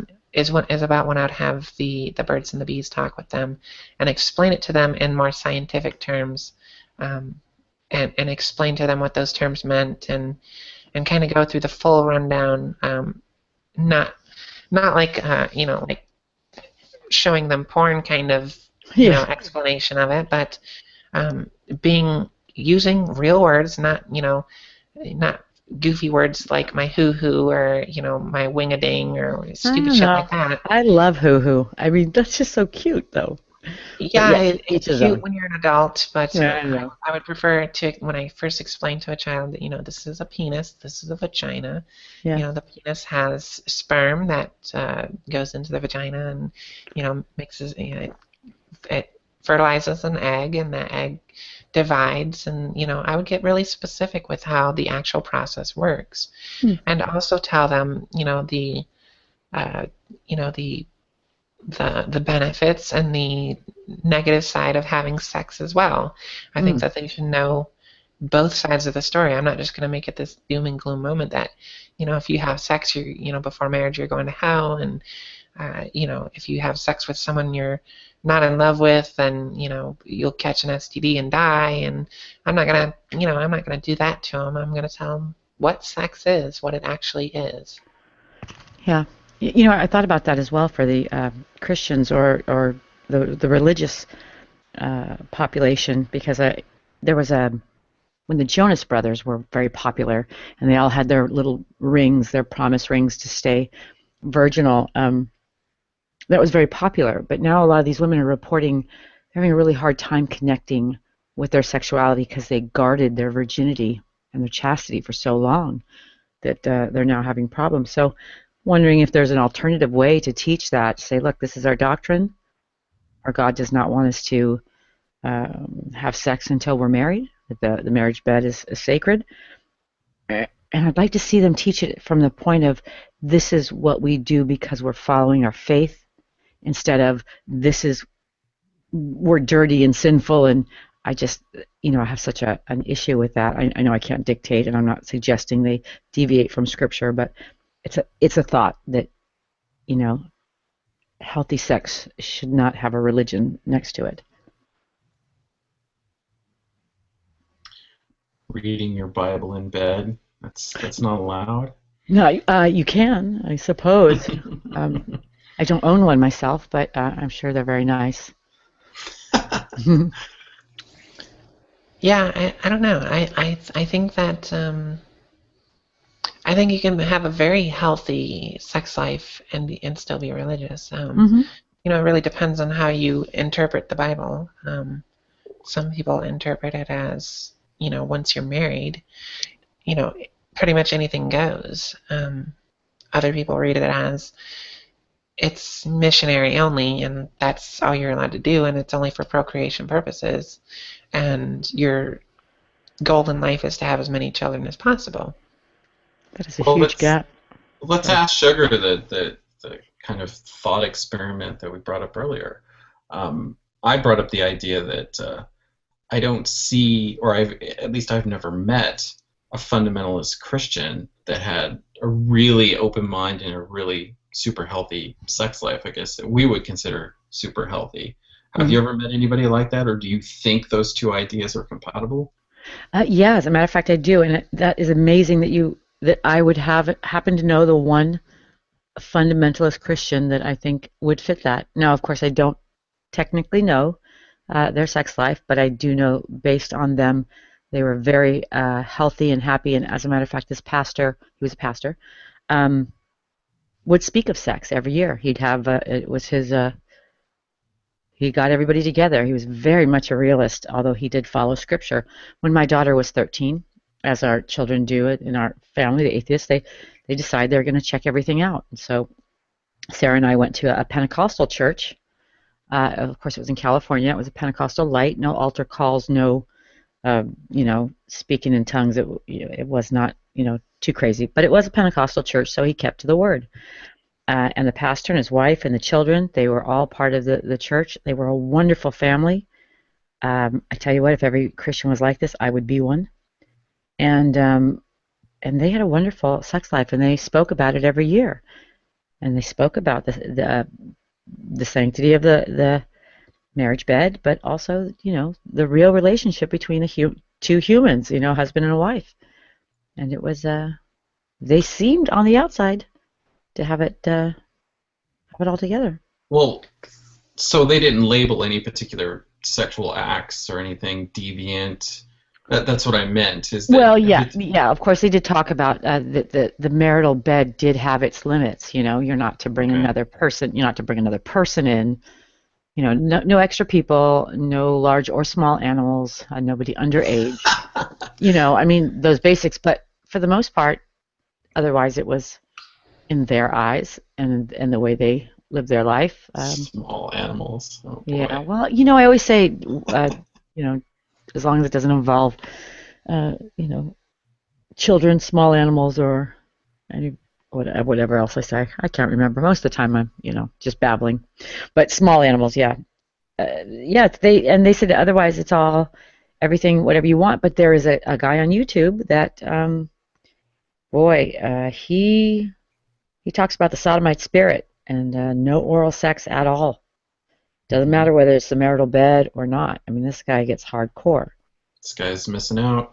Well, he's really missing out, and he had his girlfriend call her 50-year-old grandmother, or 50-year-old grandmother. Oh, geez, wait a minute, that's my age. I'm a grandmother. No, no, I'm sorry. She was 80. My bad. She was 80 years old, and the girl asked her, Grandma, do you remember the first time you heard about oral sex? And you hear Grandma's brakes just lock up. And she goes, what was that, dearie? And she asks again, and she goes, oh, no, in my day, no. Oh, no, you didn't do that. And this guy actually thought that before Grandma, nobody nobody did oral sex. And I'm thinking Marquis de Oh. Sade, you know, I think it was out there. Hmm.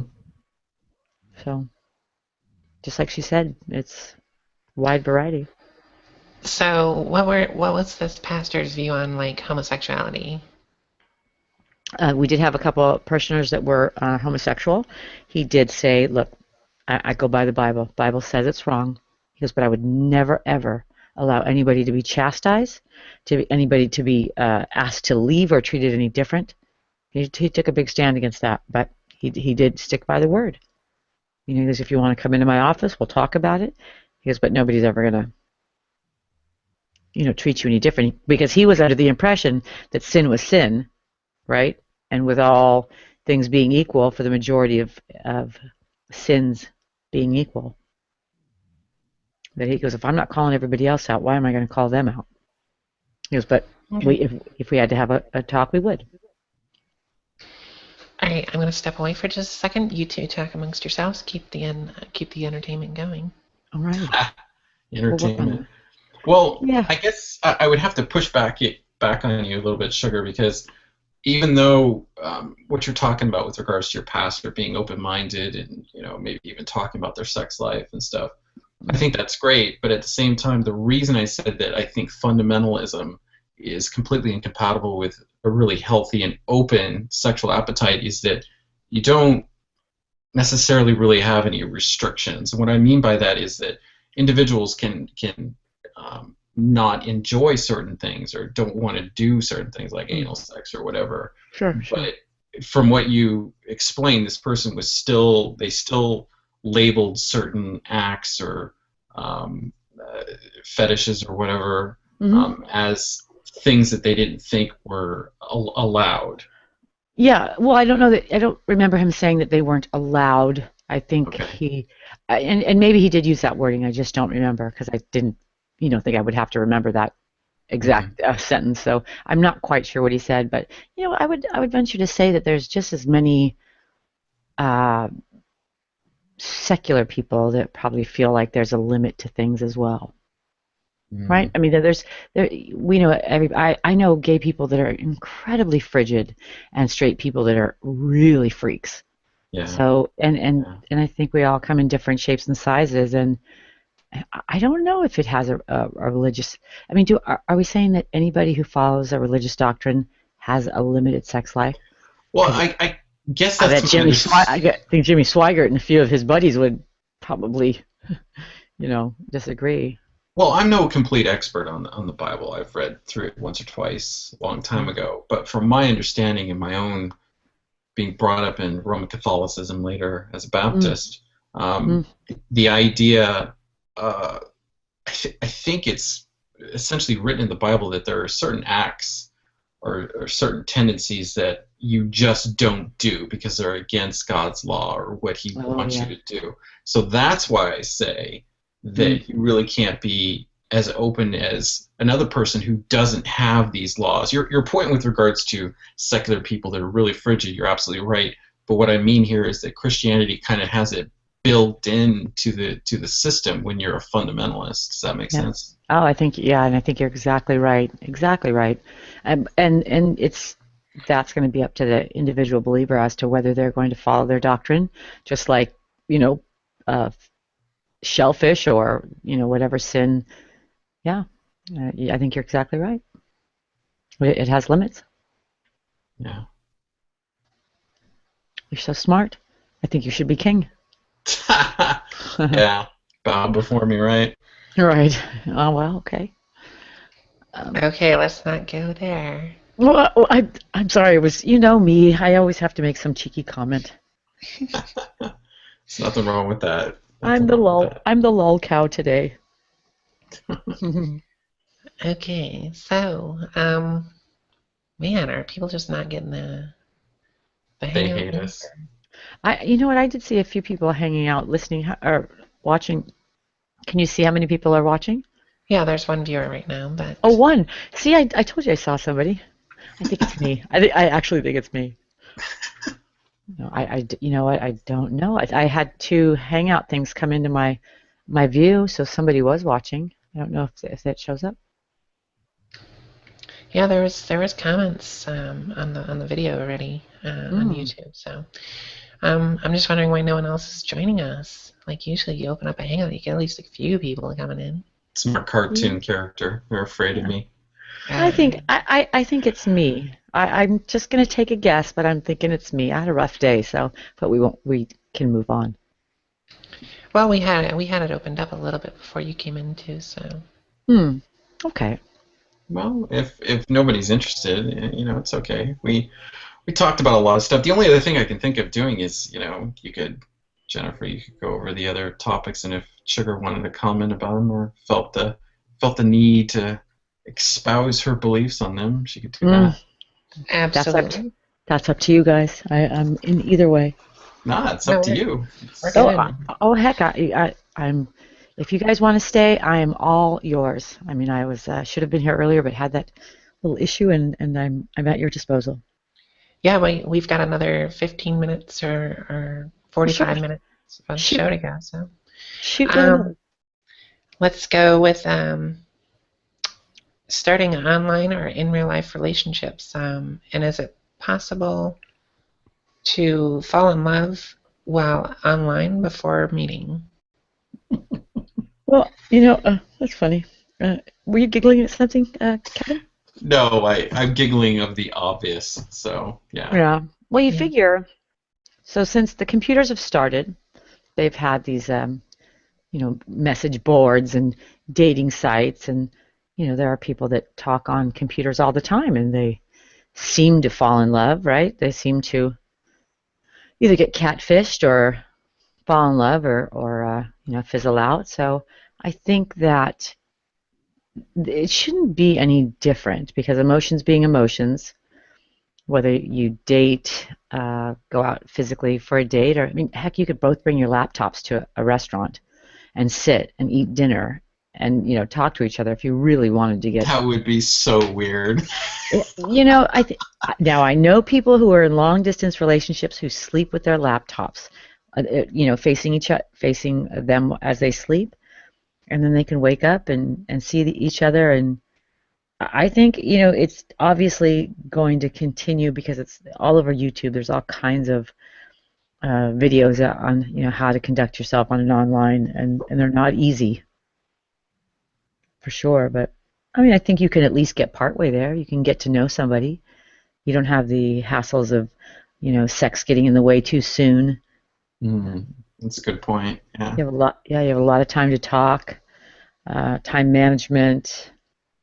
I think it has its value, but just like anything else, you definitely have to meet. There has to be that physical chemistry, and you could talk all day long, and you could think you've fallen in love, and then actually not. That actually is a really. Go ahead, Jen. No, I was just gonna say it's this is the one subject I thought Sugar wouldn't agree with us on, but apparently she does. So Huh, yeah. seriously. I'm sorry. What was I supposed to? Tell me where. What was I supposed to say? Yes, absolutely. You didn't get Um, the script. You were supposed to read off the script, and dang you're it, dang saying, it. Yeah. You were Well, supposed to like contradict us so we had something to argue about. oh no. Well, of course, I think you can. I think you can start to fall in love. I mean, there's going to be a limit, of course. Yeah, but you put the disclaimer of start there, and you can't do that I can't? because that's what we said. We both Oh, well, we kind of both agreed that well, there's the yeah. beginnings of a relationship there, and if you've been down that path before, that you can know that it can possibly lead to actually falling in love. And you sh- and you're ruining it, Sugar. You're just ruining it. Damn it. no, she made an excellent point, and I'm surprised I didn't think of it when we were talking about it, Jennifer. But the idea of like face-to-face interaction, obviously in almost every case, you're going to be physically attracted to the other person, so that's going to kind of get in the way. You may really, really want to get to know them, but if you have a strong physical attraction to them, you're gonna want to fuck like rabbits. Let's Yeah, just be hell yeah. honest here. Yeah, yeah, So yeah. there's And the that gets in the advantage. way. Yeah. Yeah, there's the advantage of being online is because you're forced to actually have conversations and stuff and get to know one another. So Absolutely. I was going to agree with that too. And I'll And tell that's you, why sorry. If you can you're one take of those people, sorry. no, go ahead. If you're one of those people that goes from relationship to relationship to relationship, this is a good way to break that cycle. I mean, you can really get some time, get a buffer in there and get to know somebody even better or not. Yeah, I mean, let's take the other side. I mean, how much time do you invest in somebody online before you decide that enough's enough and you should meet? I mean, do you wait 5 months? Do you wait a year? Do you wait 2 weeks? I mean, what do we? I mean, would you rather know 2 weeks in that maybe the person is a catfish? Somebody was telling me earlier that they had an issue where they got catfished, and what does that's that mean? You're gonna have to clarify that term. I've never heard that. What does it mean to be oh, catfished? catfished. They set up profiles that aren't their picture. It isn't really about that. It isn't really them, and they conduct these relationships. and in hopes that the person will fall in love with them, and no matter what they are or who they are, what they look like, that they'll fall in love with them anyways. Some of them never intend to meet the other person. It's just something that they do because they have a social issue. But they call it catfishing. That's interesting. Yeah, Learned something new every day. there's a show on, I think it was on MTV, and he went and investigated a bunch of the catfish things, and they were really very interesting. Men that were pretending to be women, women that were pretending to be men, mothers that were pretending to be young women, and everything in between. Mm-hmm. So yeah, I think I would probably. I think it depends on the chemistry, but if the chemistry is good, I mean really good, I think I'd probably get out there sooner rather than later. Because if the chemistry is really good and you really fall for them, and then you find out it's bullshit afterwards, you're gonna be angry. Let me tell you, you're gonna be angry. Yeah. So yeah. So Alex, like you got somebody here, huh? We do. Um, Yeah. I don't know if he's a speaker or if he's just here to I listen. have a. Hi there. He's shy. Yeah, I suspect. Okay, well, what's next, Jennifer? Well, let's carry on here. How about polyamorous relationships? Ah, I like this one. You know why I like this one? Because it opens up the doors for people to start thinking about what they really want, right? Mm-hmm. Whether they want where they are in their life, and are they ready for a long term, or would they like somebody casual?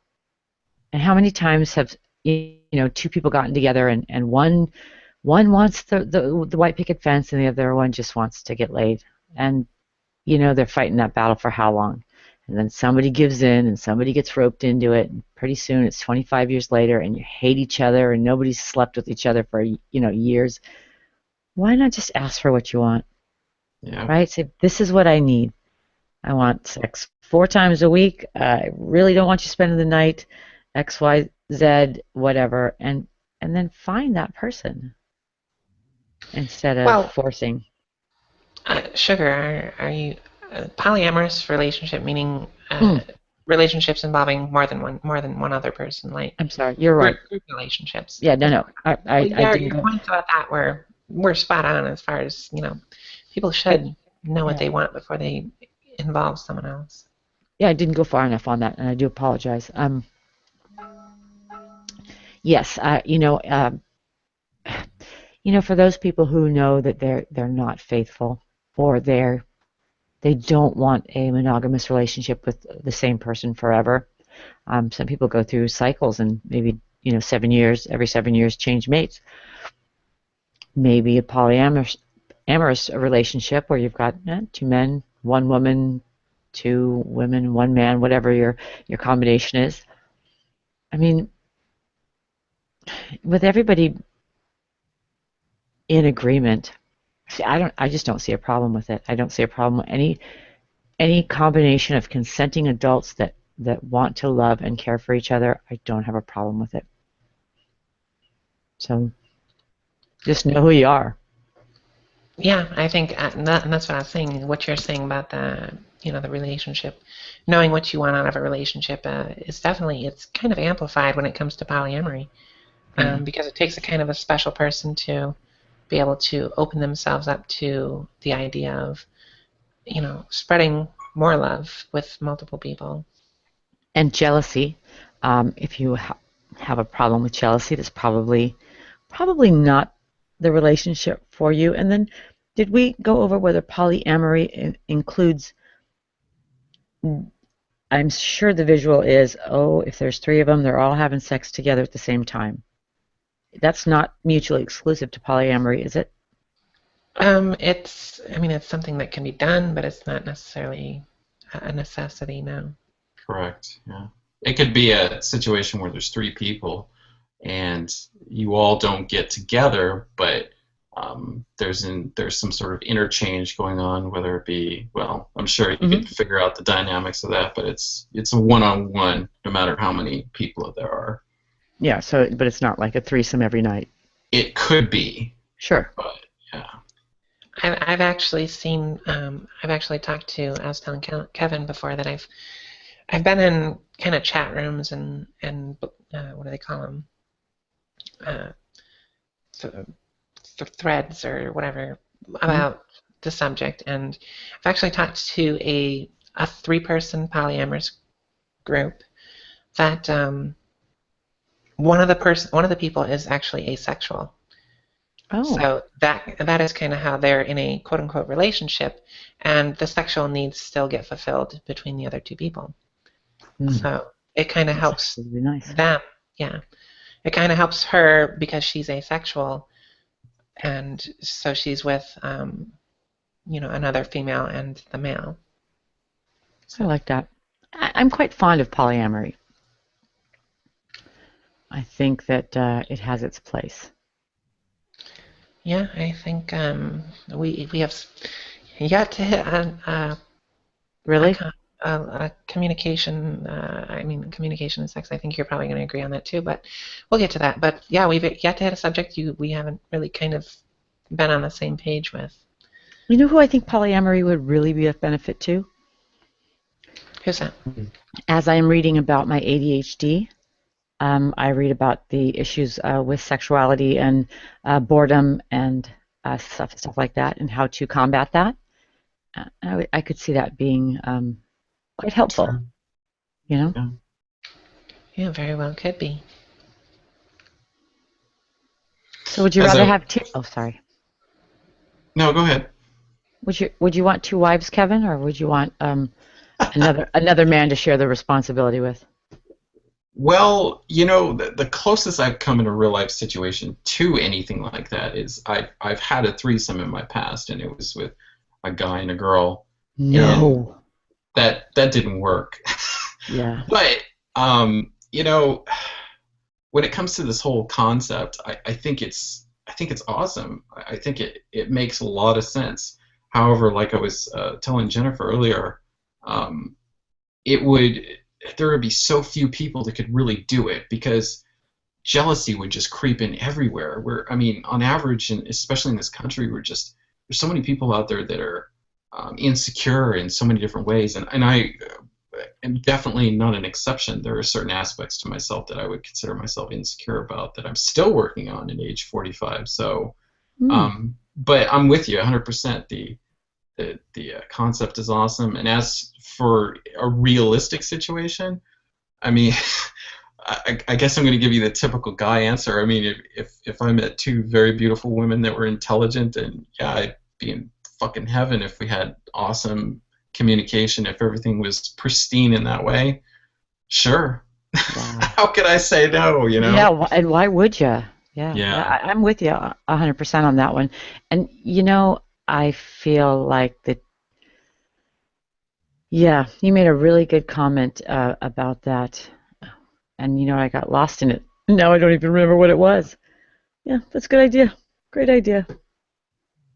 I don't remember now. I did have a comment, but It's okay.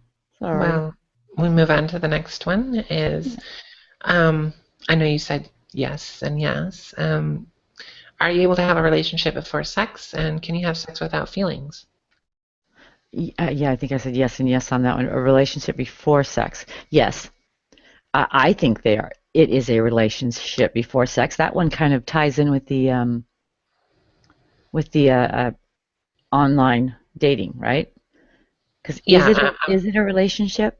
Well, what I'm asking is, do you need a relationship before you have sex, or can you have sex without feelings with someone else that you just are not in a Oh, relationship with? absolutely, absolutely. I mean, I know I can. Um, it depends, I think, where your head's at. If you are in need of a companion and that's where you're at, then probably that's not going to be good for you. But if you are just in that, I just need that. I need a little dust knocked off, and yeah. Quick fix, yeah. Yeah, quick fix. But you know what? I think that I would always need it to be somebody who I at least found attractive and I found Sure. emotionally and mentally compatible. I mean, I don't think I could just, walk into a bar, grab somebody by the hand, and yank them out. Although, well, no, I couldn't. Um, I think I would at least have to, get to know them first and know who they are, at the very least. It's understandable. I mean, um, yeah, I was kind of saying the same thing, that I kind of, at the very least, I need to be able to trust them with something so intimate, like, and I Absolutely. don't mean intimate as in like, the feelings aspect of it, but like, that's you need to make sure that they're going to be honest with you when it comes to how you are enjoying yourselves with them. Yeah.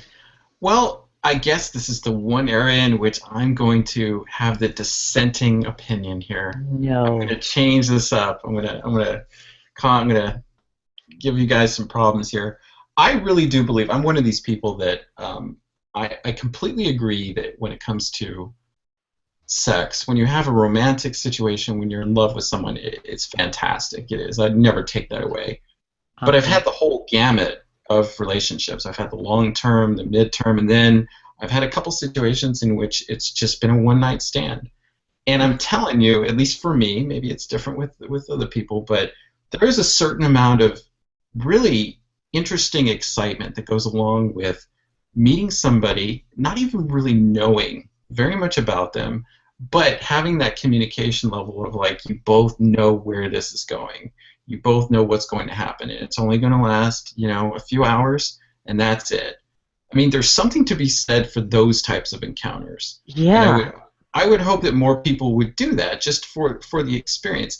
Sex doesn't always have to be this like fantastic romantic comedy type of like end of the movie perfect situation with doves flying overhead. Sometimes it can just be for lack of a better word, just fucking for a few hours and just getting it out of your system and going and meeting somebody who wants the same thing that you do. So I'll say that Yeah. much. Yeah. And where do we find this?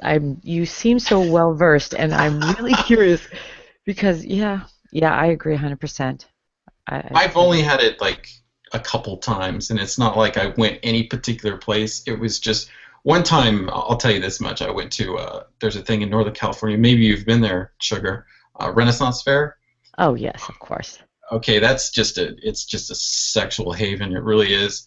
And there are Mm. many times where you go there, even if you're just a patron, and you meet people, and there's just this connection. And I met somebody there, and we had a very short like talk, and you could just tell that we were both in the same headspace, and we knew Mhm. what we wanted, Mhm. and it happened. So, and that was it. And honestly, I never like talked to her after that again. And to Mhm. some people, that would be kind of depressing or bad, but it is what it is, and it happened, and I don't regret it. I'm actually glad that it happened. Yeah, why would you? I mean, if as long as you're both in the same space and you're both in Yes. agreement, and Yeah. and this is where being very honest really is the key, because if you tell Yes. somebody what they want to hear, what you think they want to hear, or what you think is going to get you laid, you could be setting yourself up for a world of hurt or hurting them. Yep. Completely agree. Yeah, um, I Go will say ahead. this. Disagree. It's okay. Do it. Yeah. Well, here's the thing. If I were to rank my sex, I would say my worst experiences were always my one night stands. Just because if you don't have that, I mean, I guess I've never had that, met someone, kind of had that open kind of communication with them in that sense, to where I could relay, what we were talking about earlier, having communication during sex, to relay what it was that turned me on, what got me off. And I've never had that kind of connection so quickly with someone, because I'm kind of an introverted person myself, and I don't always pick up on people's outputs of emotions and feelings and stuff like that. So it's always taken me a little bit to get to that point of where I could feel comfortable knowing that I knew what they wanted, and knew what it was that they were looking for. So that's just a drawback on my personality, though. It's not that I disagree with people doing it. If it works out for them, then great. That's more power to them. I kind of wish I could do that, but I don't have that sense of that.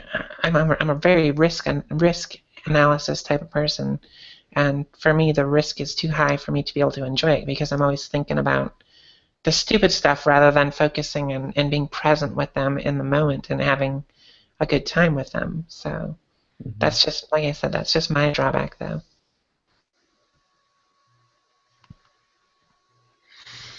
I understand the fear. I do. But I guess if you've ever been, like, for instance, the one encounter I was talking about, to a Renaissance fair, especially if you've worked it or gone there many years and know people who work the fair, you know that there's a a very strong underlying tone of sexuality to pretty much everything at that place. So it's pretty much understood. I think in your case, Jennifer, perhaps if you were put in the right environment, like an environment like that, where it was an understanding, it might be a lot easier for you to maybe appreciate it yourself, you know? Yeah, I mean, it's not like I said, it's not that I don't understand it, and it's not like I'm, not understanding of it per se. Um, it's just that, Or be comfortable with it. Let me rephrase yeah, it. I think it's like it's the comfortable, the engagement of it for me Yeah. is difficult to have my mind let go unless unless I know for sure because the thing that I would say that the one thing that always hinders me is um, I've been in relationships where I've waited too long to make a move um, because I'm unsure whether they want it or not because I don't pick up on those clues. Um, so I'm kind of I need someone who's either extremely blunt or you know why they're there. You know exactly why they're there. Is basically what I'm saying. Hmm. So yeah, maybe in that type of setting, I would be a little more free to just open up and and if there's that understanding that I knew what they were after and I was after the same thing, it could be very well be a little easier for me. Yeah. All right. Should we move on to the next one for sugar? Communication during sex. Oh, that's a good one. Are we talking about a little to the left and a little to the right, or are we talking about um, The whole gamut, during, dir- before, dirty talk? after. Yeah, Yeah, sure. I think direction is wonderful. I think description is beautiful. I want to hear you growl, moan. I want to hear what feels good. I want to hear what you want more of. I want to hear it all. Yeah. Do you feel that there are people that are um, kind of not innate to picking stuff like that up? Like Yeah, me, like I'm, obviously I've learned yeah. I that. had a mate. I had a spouse that was nonverbal, non-looking you in the eye. No, no fancy stuff. That's a recipe for disaster, in my opinion. Yeah. Yes, it was. But Yeah, I know that feeling. I've been with people like that too. yeah, Um, I feel for them. You know. Well, what about the before stuff? I mean, you mentioned during. Do you feel it's really important to have discussions before to lay out maybe some boundaries or, you know? Well, yeah. I think before two people jump into bed, that was, excuse me, one of those things about when you're talking with each other before you have that all that extra time. These are things you can discuss. I mean, definitely you can look through. We can look through pictures and say, do you like that? Do you like that? I mean, there's a lot you can learn, and I think, yeah, being verbal is before, absolutely. I'm all for it.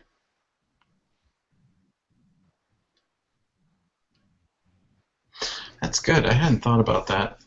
Actually going through pictures and stuff. Yeah. Yeah, I think that when you, at least for men, men being very visual, Hmm. and if a woman is more visual like a man, sometimes they are. that is something you can share, and it brings up subjects that maybe you weren't verbally able to, you know, bring up. Yeah, you go, I can't explain it, but this picture, this is what I'm talking about. Yeah, Yeah. this. And you know, Kevin, as a photographer, there's certain things you can just capture in that Yes. moment, and it's a feeling that you'd like to recreate. And Mm-hmm. yeah, Yep, I get you. Mm. I think it would be, yeah, I think it's a wonderful way myself. Yeah, what I was talking about earlier is that, I mean, it dovetails off of the idea that I feel that our society, and I think you agree with me on this, is very immature, very repressed when it comes to sex. So the Yeah, whole idea of even, sitting down and having a discussion or um, about, what a person likes seems very awkward. And then you mentioned, during the act, it's, I mean, to even, to a lot of people, to even, think about kind of sitting up and going, okay, this is the way I like to, receive yeah, head or something like that, seems incredibly like awkward and something they could never do. They'd be so embarrassed. But that just goes to show you how repressed as a society that we are, in my opinion.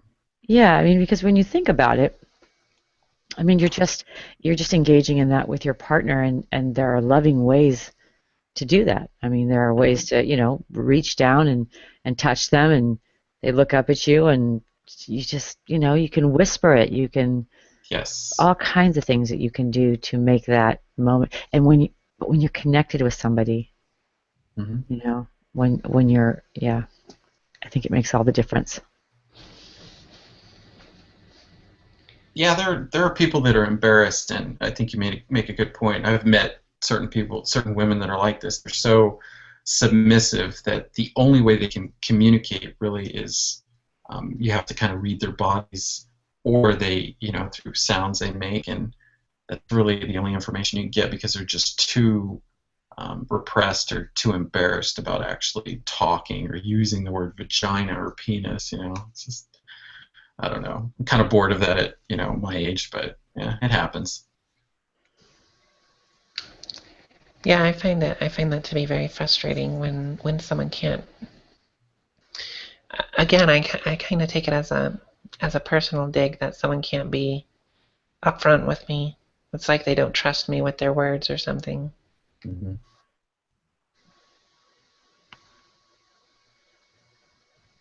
Yeah, But it's also not cool to have to,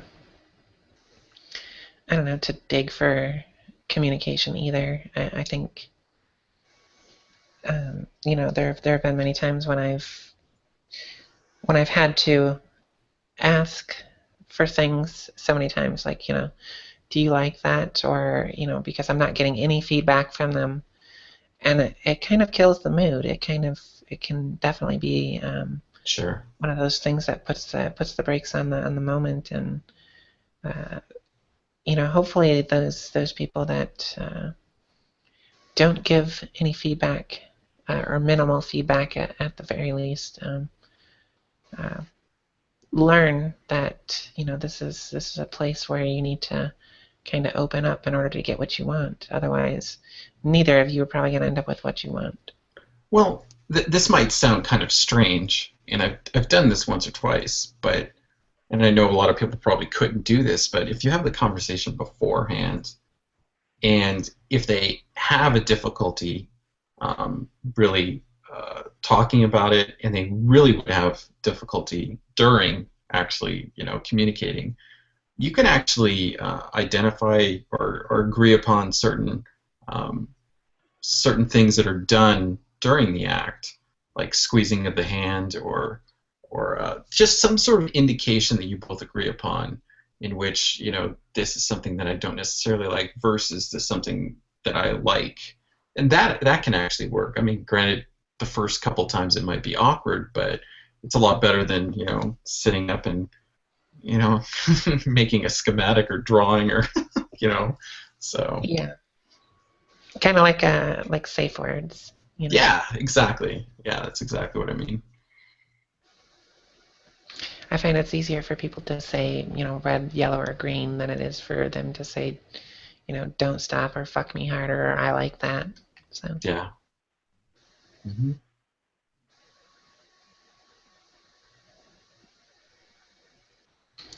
so yeah, I think we've. I'm kind of sad that more people didn't join with us afterwards, but I think we've kind of covered all the issues that we wanted to cover for this little conversation here. Cool. But if you know you guys got anything left to say about it, then you are more than welcome to bring up any additional topics that we didn't cover here. I know, Sugar, you might have some ideas. Nope, I don't think I do. Kevin, anything from you? Nope. I think I've been as thorough as I can be without, essentially going into like exactly what I did at any particular age in my life and, yeah, step by step. So no, I think I'm good. Okie dokie. Well, with that, we will end our first episode. Shall we decide on a topic for next week, or do you want to decide that sometime during the week and go from there? I don't care either way. All right. Well, I would like to give the viewers something to look forward to um, on the next episode for next week, so they know what's coming up ahead of time after they watch this.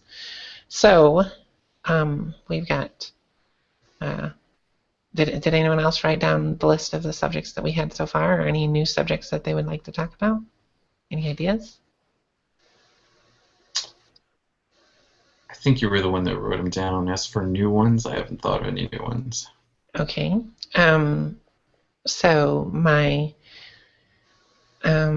idea is to stem from something we were talking about today, and that's communication. Okay, Not works necessarily for me. sexual. Is that okay with you, Sugar? Sugar? We lose her again? All Maybe. right.